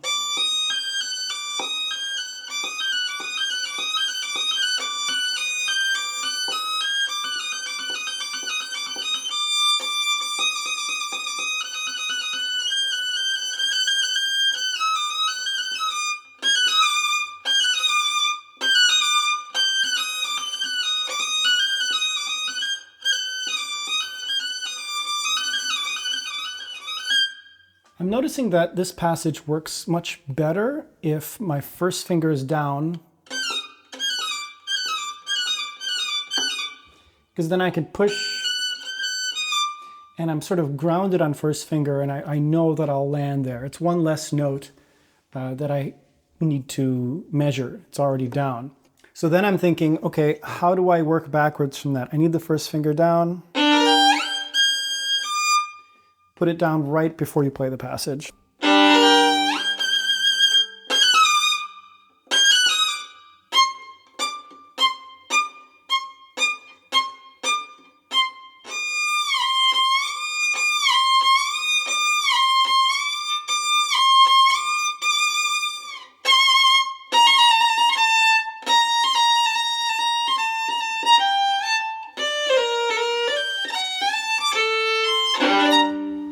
Difficult for the right hand. You have all these separate bowings.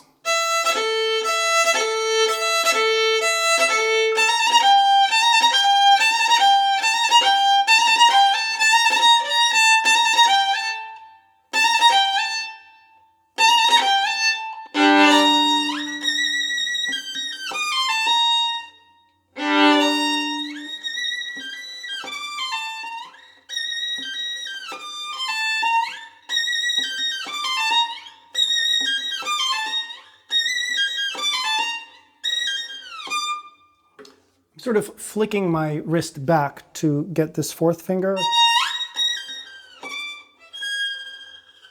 Start with the arm and then catch the fourth finger.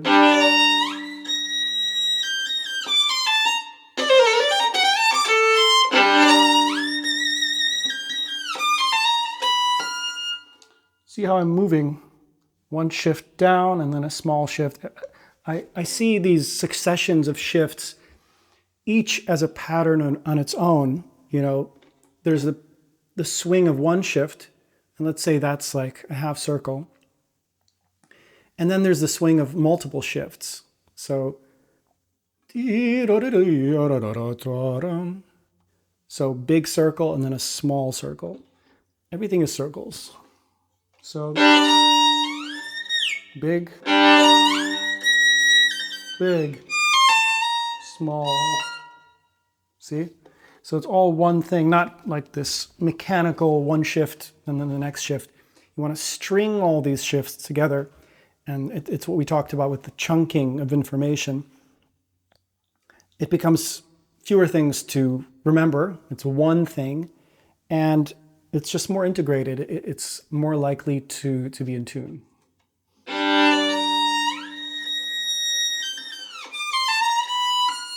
Stop on the first note after a shift, and then also vibrate it.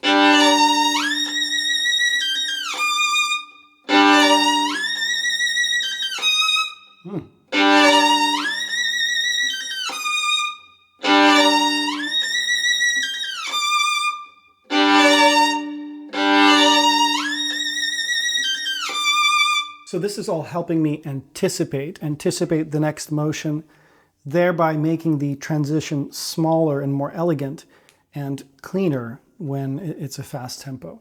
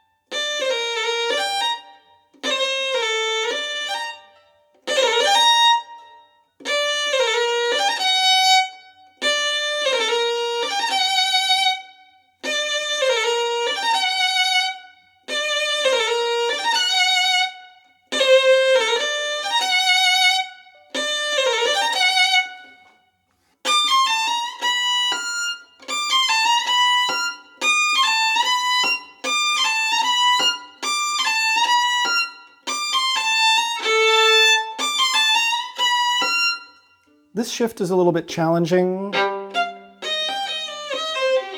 prefer that fingering versus. It's a common thing you'll have to figure out in the practice room. Which fingering is the most comfortable? Obviously doing 3 sets up that second group of 16th notes, but it breaks the passage up in kind of a seemingly random place, so it could have the effect of breaking the flow. I find that breaking it up 4 and 4 just seems more fluent, to me at least.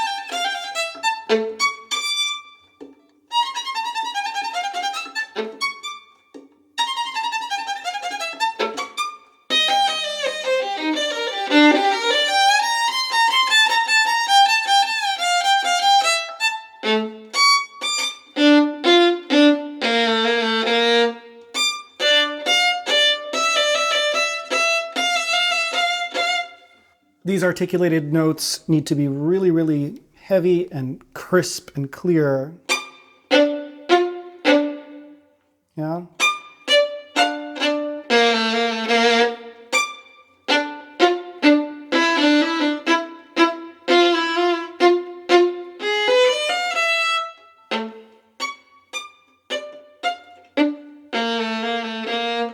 Just the front.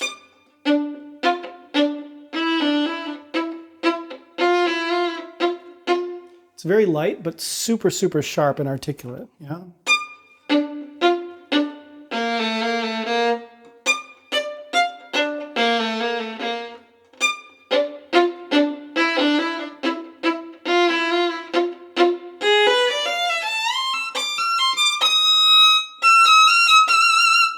The more intricate and kind of virtuosic your practice technique is, the more loose you have to be. It's a very kind of engaging activity.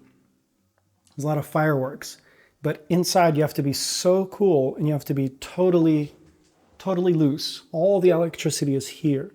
Yeah, if you allow your whole body to get electrified, well, you won't have a lot of fuel in the tank by the time you're done.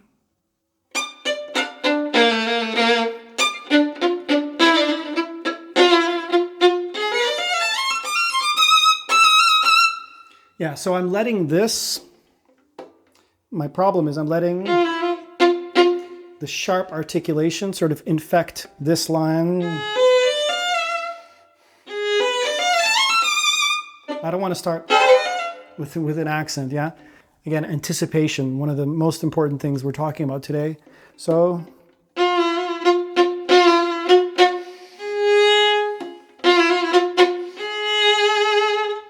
try to start that with beauty and less kind of accentuation.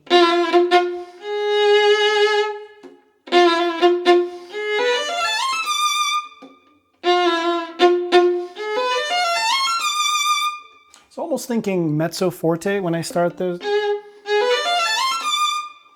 That way I really get into a different mode, approaching the G sharp.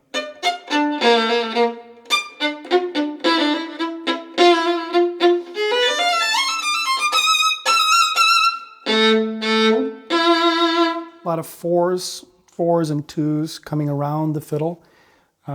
Starting at the tip. Remember what we said? Hang on the tip and then close the forearm. That's it.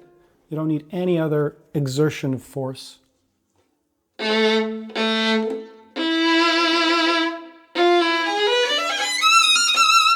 Not clean.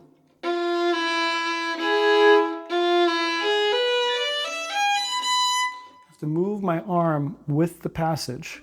I can't get stuck in the notes, right? I need to accommodate the fingers as well.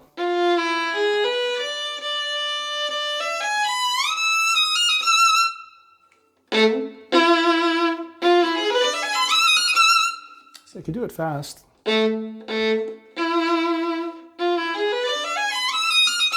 think I was overpressing also.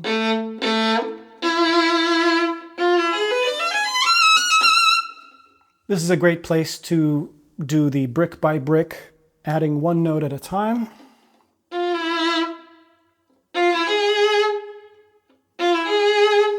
Make sure it flows. It's one shape with the final note being beautiful and extended.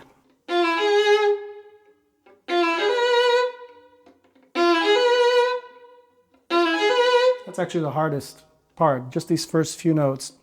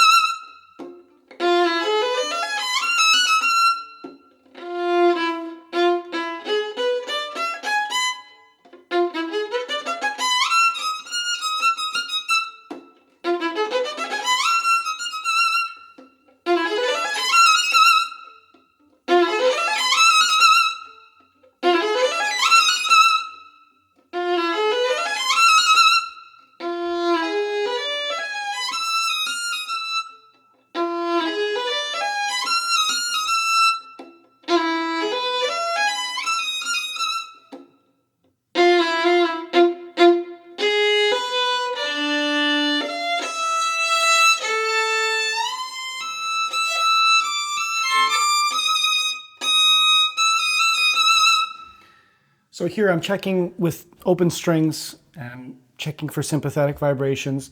The key to becoming better at practicing, in particular with intonation, is that you do less of the actual checking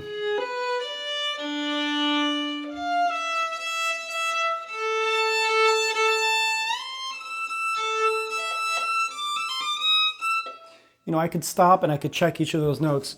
What you want to do is to develop an instinct and a sort of sensitivity to the vibration of the instrument, right? It's not just that this note will match our open string, but the instrument will actually ring clearly when that note is correctly placed. So when that D is out of tune, you don't hear any resonance. Now you hear a pretty long sustain of the sympathetic vibration of the D. And even if I didn't release it to check for that vibration, I'm actually hearing the difference in the moment. So that's what you want to train. Obviously that takes some time, and for a while,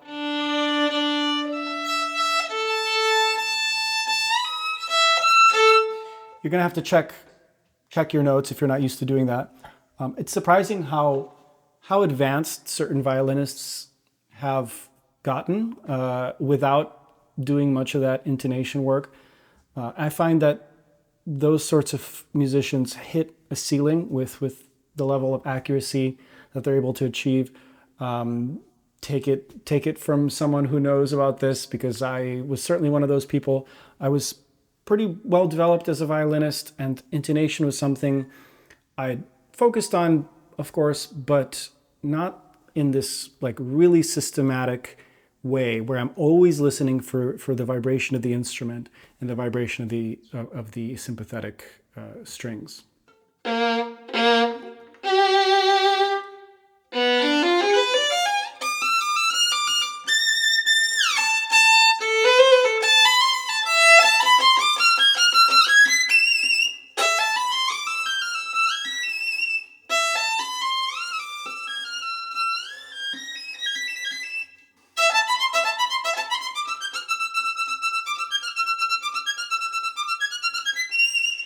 So the reason I'm doing it spiccato is that it encourages a sort of lightness in my left hand, and it really tests whether I know those notes, because you can't hear any shifts, you can't measure. So it's a good variation to try.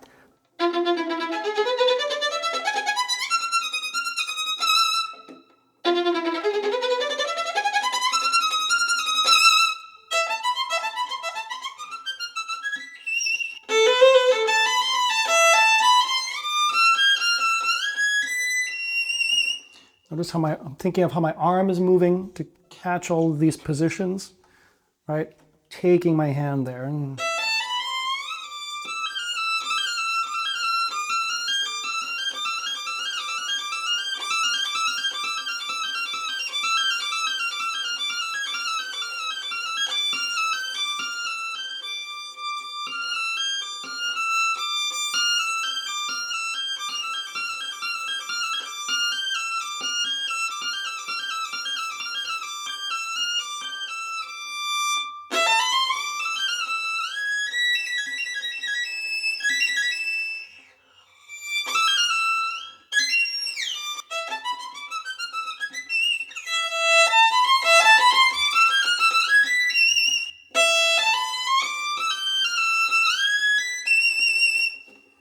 So sometimes you repeat something many times and you do different variations and you play it and it's still not super reliable. Maybe you're hitting it 6 or 7 out of 10 times.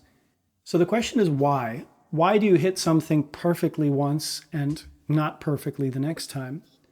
How much of that is in your control? How much of it is kind of the cosmic universe? It's hard to tell.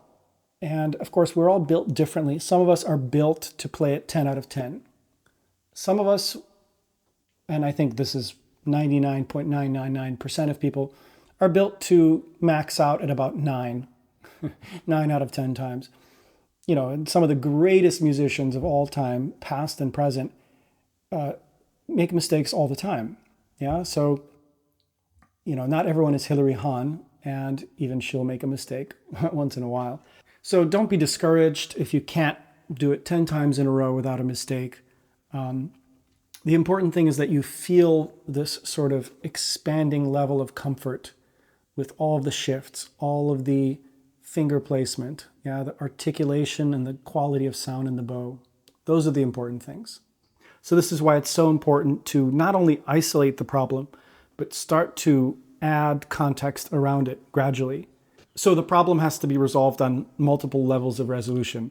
Yeah, so the note itself is resolved. The note plus its neighbors are resolved.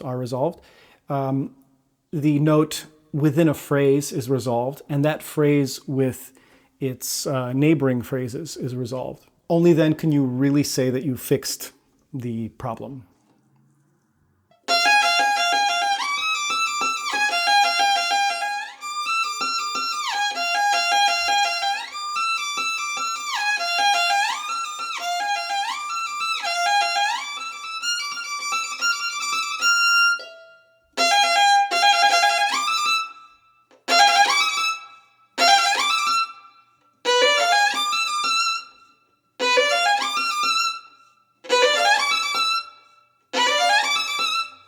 So is my tendency to miss the shift flat or sharp?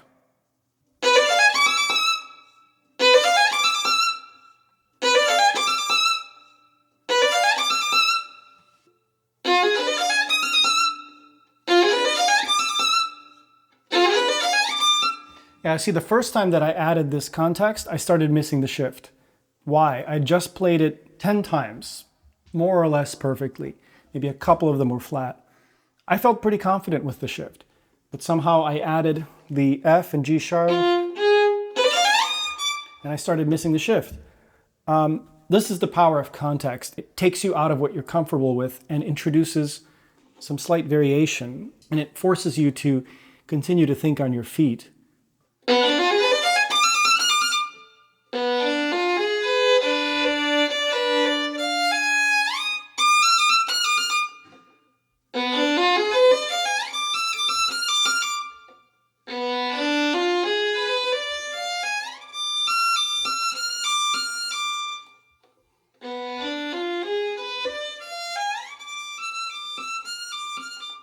Strong fingers, light right hand.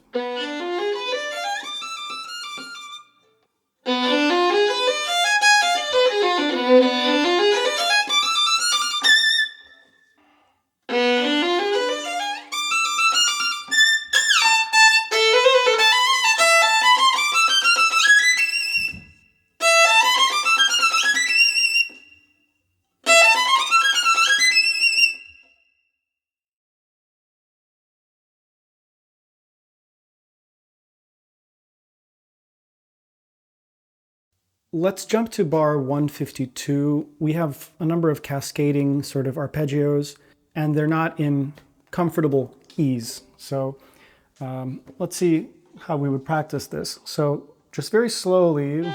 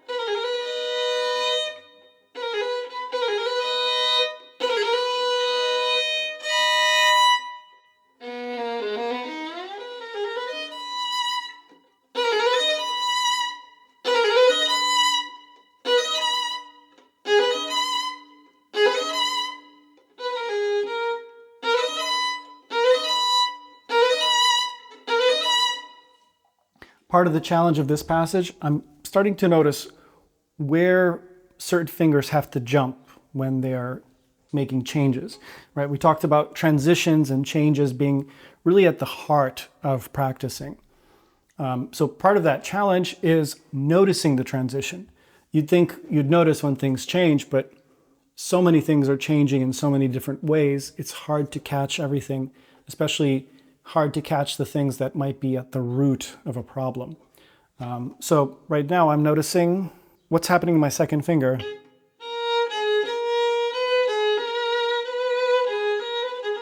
This B flat to the C flat.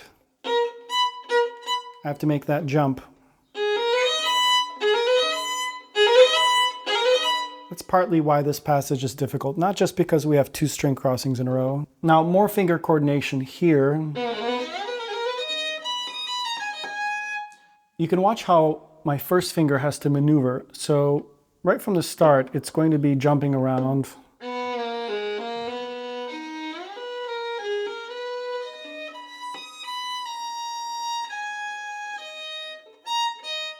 So it's jumping from the A to the D, and I don't like holding down a fifth in some scenarios. So let's see, is this one of the scenarios where I can hold down a fifth?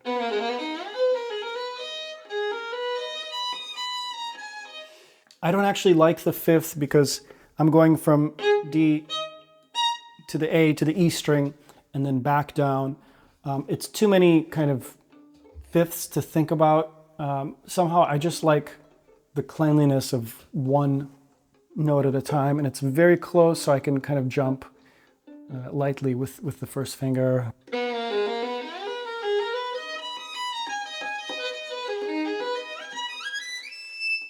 So you can count how many times my first finger had to jump.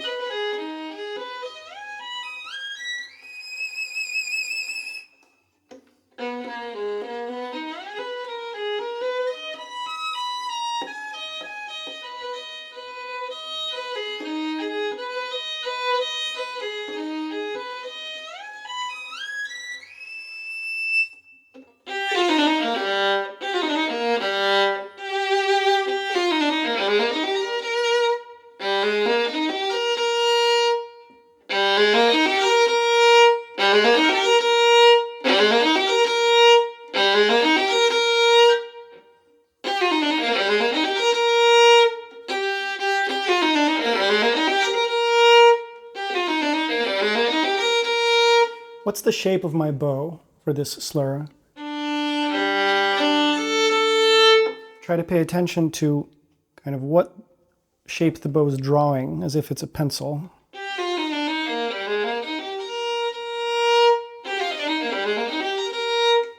It's going up and then down. Not everything is round. Because I'm anticipating these string crossings.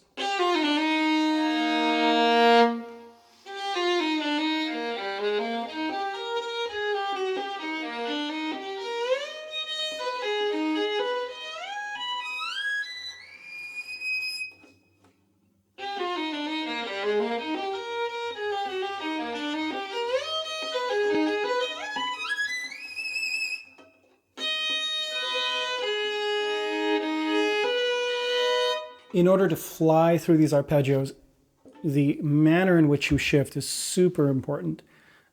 Every shift has to be kind of prepared. We talked about combining a number of shifts and that forming a sort of circular pattern, a wave pattern, like one big wave that's comprised of smaller ones of different sizes.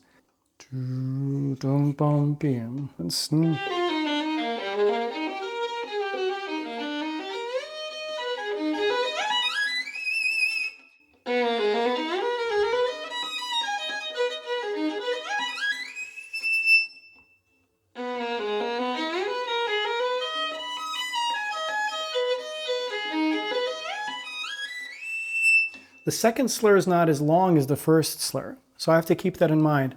I want to use the whole bow for each slur, just so I have the roundest, most generous sound. Now I can use a faster bow speed.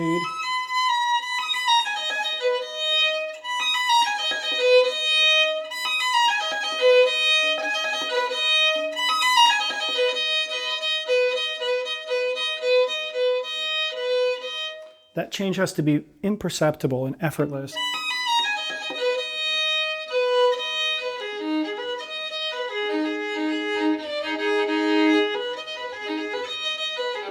So a lot of this passage is, how can I get out of the way of the stick? And just let it do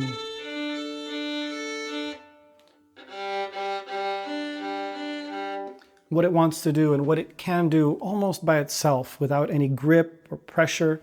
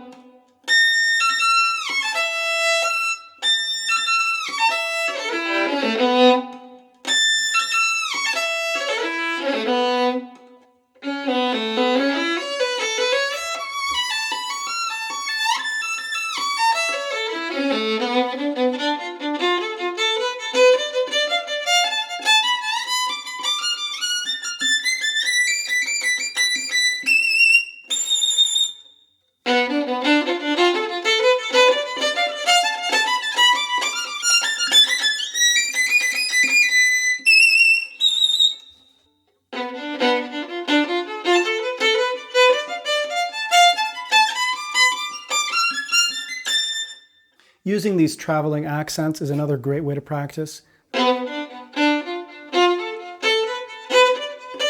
Right, and then...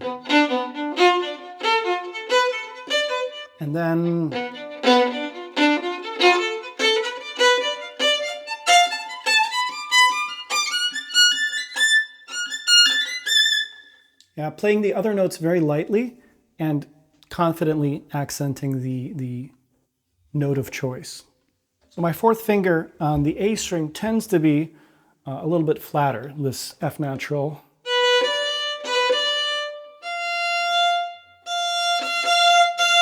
All right, I want them to be exactly the same. So I might invent this little exercise.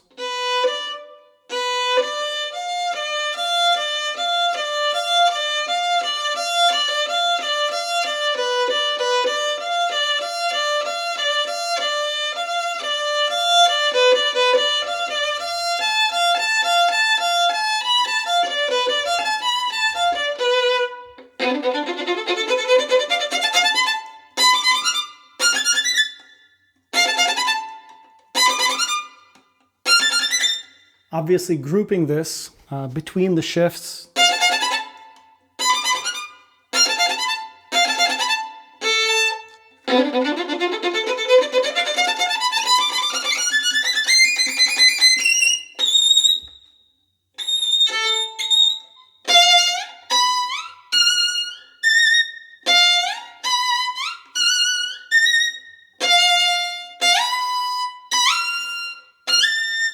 A particularly difficult way of doing this is lifting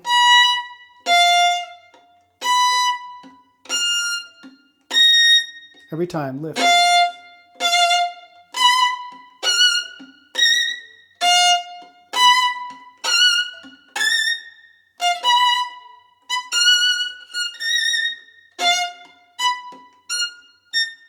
The track of all these shifts, you know, they all form a track. My finger knows that track better, right? Because my first finger won't be staying on the string the whole time. I go... I lift one. I don't like keeping first finger down more than I have to. So this is going to help me play faster with less energy.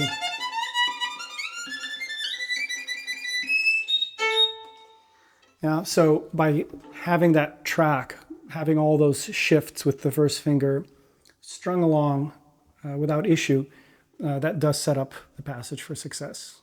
So now we come to the end of the movement, and this is the coda. It's a rather exciting finish, and full of flair and kind of this Spanish style.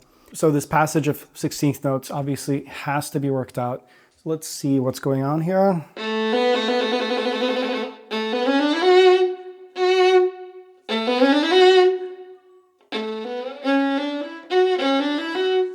Yeah, these notes on the G are always a little bit weak, so we can practice inventing an exercise for them.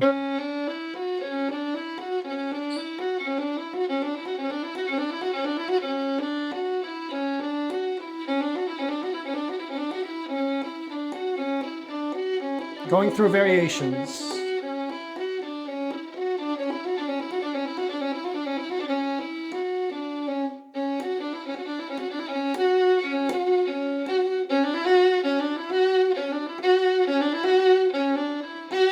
I want electric vibrato on that, not this, but just a little bit of vibrato. Yeah.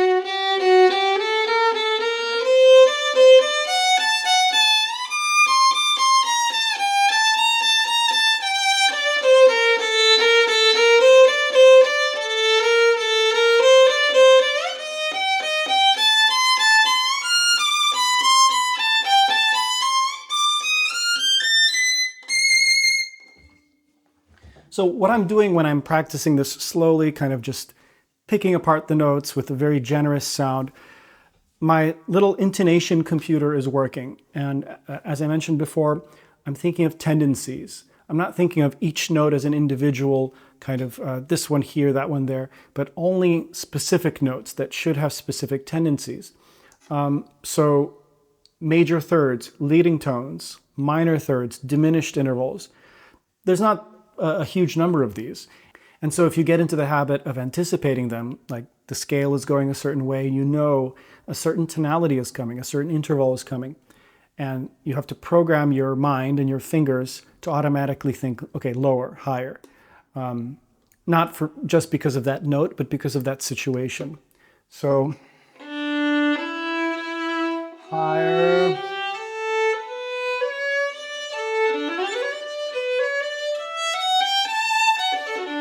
A lot of higher intervals here, yeah, leading tones, sharps.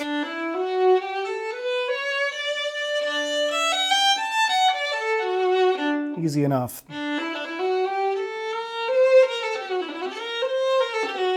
Low first finger. Now the first finger jumps. This won't be in tune. That's actually correct, yeah? If you tune this as an as a double stop, that's in tune as a double stop, but the F sharp is way too low. Yeah, so when you have these intervals that are kind of pulling at the thread of the line, you're going to notice that double stops won't help you, right? Because that E flat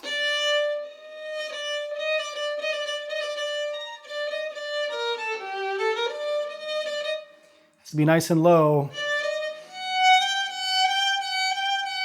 and the F sharp has to be nice and high. Yeah, so that's something you have to feel, and you can't scientifically check it because it's going to sound very bad. But in a scale, it's going to sound good.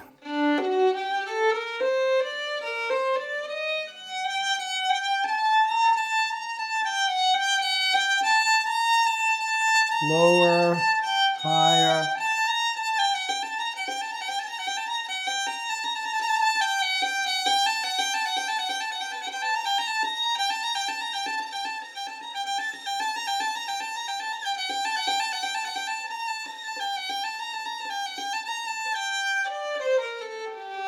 Now here I'm going to second position, so it has to be practiced.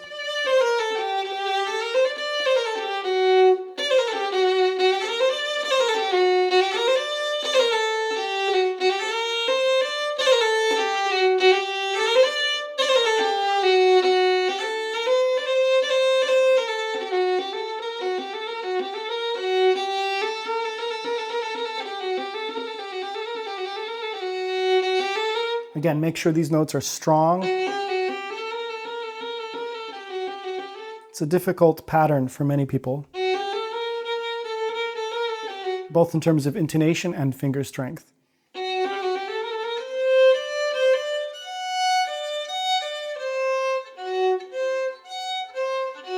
Traveling first finger. That's the map I'm building in my mind. Where is each finger going? Okay, which finger is the one that's changing a lot? Second finger doesn't change.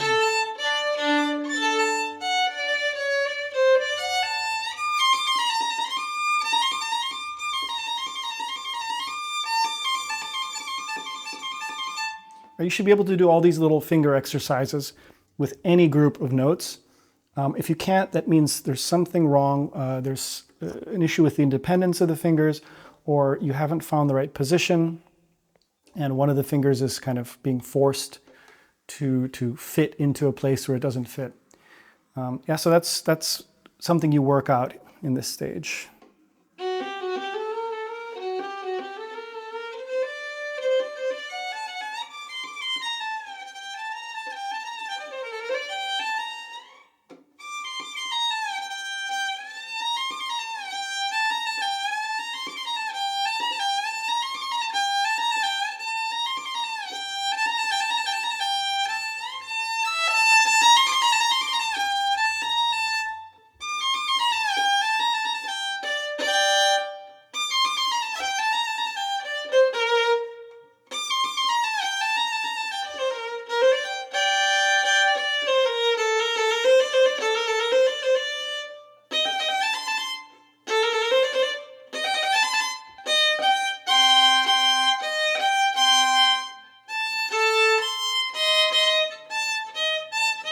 Again, first finger is the one that's anchoring us. That's the one that's deciding kind of the shape of everything, because the other fingers don't really change as much.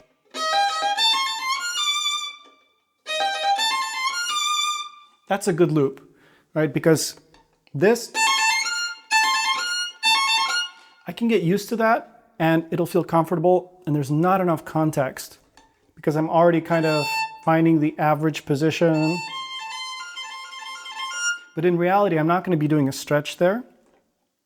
I'm trying to be a little more square with my positions. So the reason I chose this context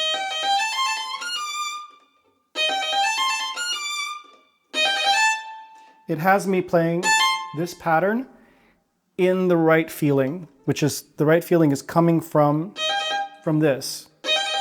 So I'm pulling my second finger back as opposed to kind of a comfortable A and then finding this stretch. That's just not how it's going to work in reality. To land on this D with the second finger, which was on C before,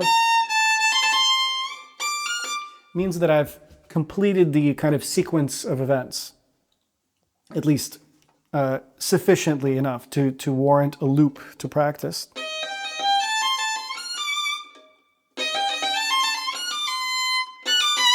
Might want to even extend it to first finger.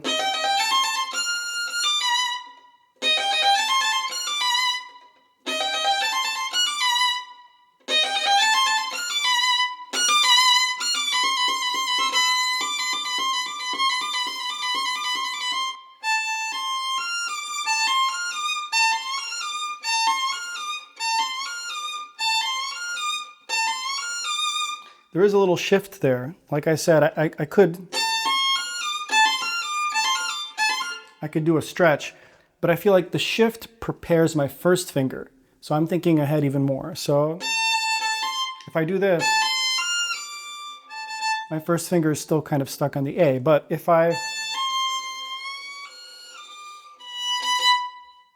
now my first finger is on B, which is where it needs to be.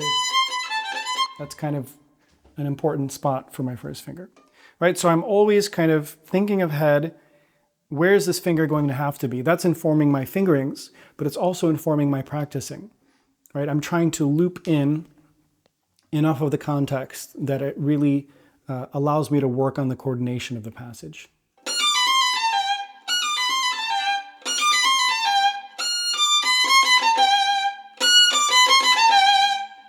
Next, I would practice this with a very light and slow spiccato. Now, the reason is I want to already practice the coordination of spiccato playing. It's different than the coordination of détaché.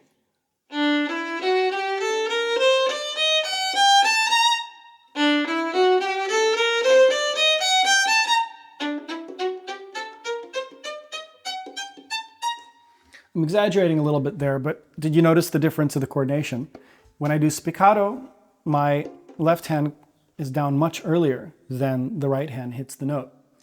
In the right hand, I'm trying to be as loose with my bow hold as possible. So I'm holding it up with my pinky and my index. So I often like, as you know, to do these extremes. One hand is forte, one hand is piano. So in this case, the left hand is forte, very, very clear articulation. That's not to say I'm pressing any more than I would normally. But in any case, the right hand has to be very, very soft.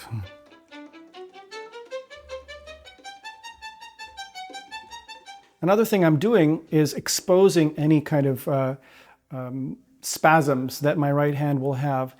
If you watch people play this who look like they're struggling with it, that's one of the main things, is that their right arm will look like it's kind of struggling for every single string crossing. Things are being done kind of at the last minute, and then that creates tension. I liken it to kind of when you're driving a car, and hopefully this has never happened to you, but if you kind of start swerving and you try to correct it, and then you get whipped in the other direction, you try to correct that, and you go deeper and deeper into each direction until you finally spin out. Playing a passage like this can very much be a similar experience. So part of this is finding that minimalism and that anticipation of string crossings with this method, with just... They should be clean spiccato, very even, and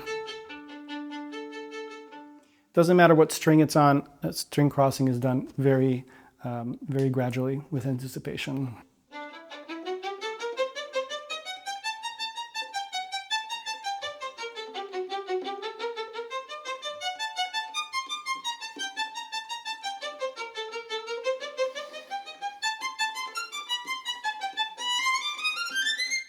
Make sure to breathe during it. If you're holding your breath the whole time, that's also something that indicates to me that you're not quite comfortable with this.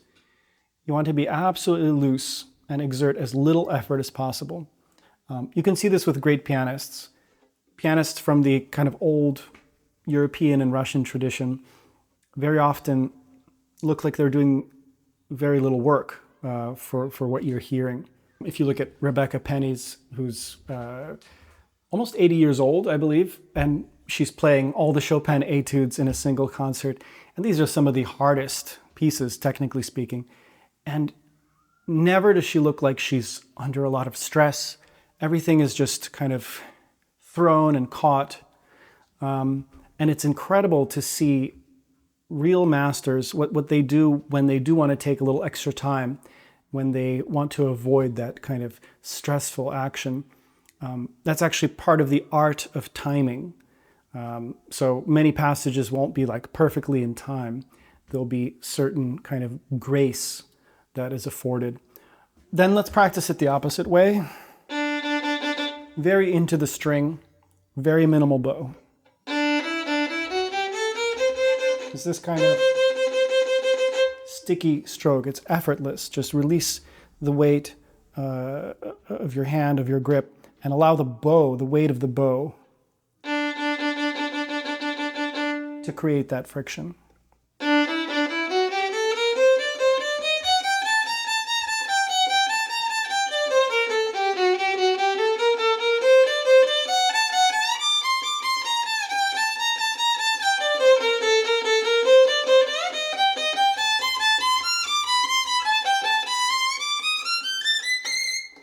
So I'm always feeling that pull and push of the bow. Pushing the string, pushing the fiddle this way, and pulling it that way.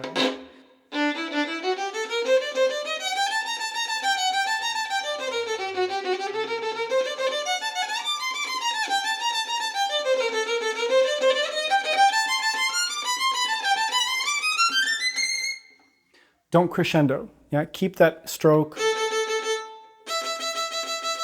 very controlled. Left and right independence is very important in passage work. So set these kinds of boundaries and set these restraints and really follow them. It's very easy to go from this stroke to a sort of sautille, heavy sautille. Another very important way of practicing this, of course, is legato.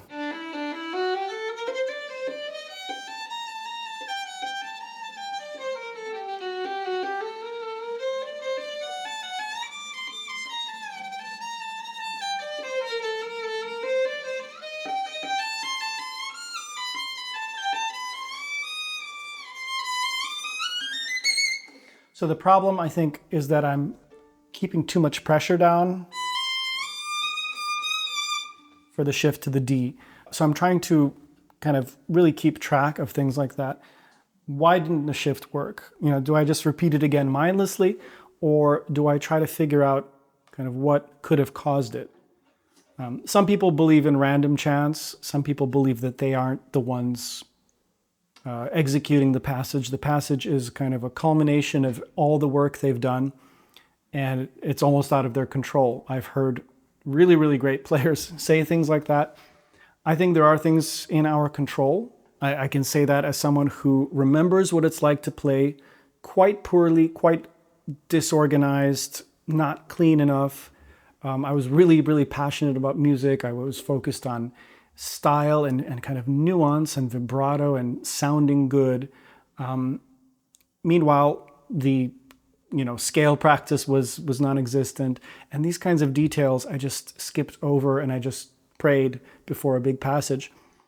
And I can fall back into that if I'm not careful. So I really do believe that focusing on this in the moment, right, when you're practicing, there is a reason why it didn't work. Maybe you were tight in some specific place. Maybe the finger was pressed down too hard. Maybe you started gripping the bow, right? Typically it's a tension thing. Typically it's something that got tense that shouldn't have. Another great way to practice this and any passage is to reverse the bowings. Why would we reverse the bowings? Well, when you practice something a certain way, you begin to feel the pattern or what it feels like to practice it that way, to play it that way. And so part of practicing is always looking for little curveballs to throw at yourself, right? If you reverse the bowing, it's going to give you a completely different perspective on the passage. So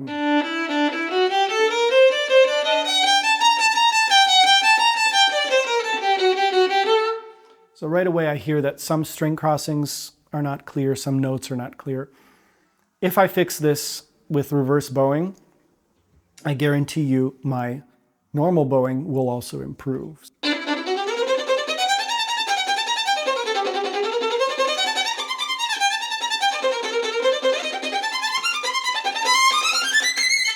Now, I'll leave you with two very important practice techniques that we didn't have time to cover today.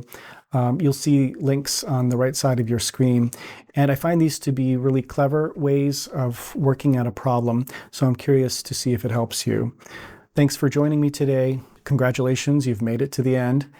And I'll see you in the next one. Hey, did you know you can learn 100 songs on piano? No, I don't want to learn 100 songs on piano. Please stop asking.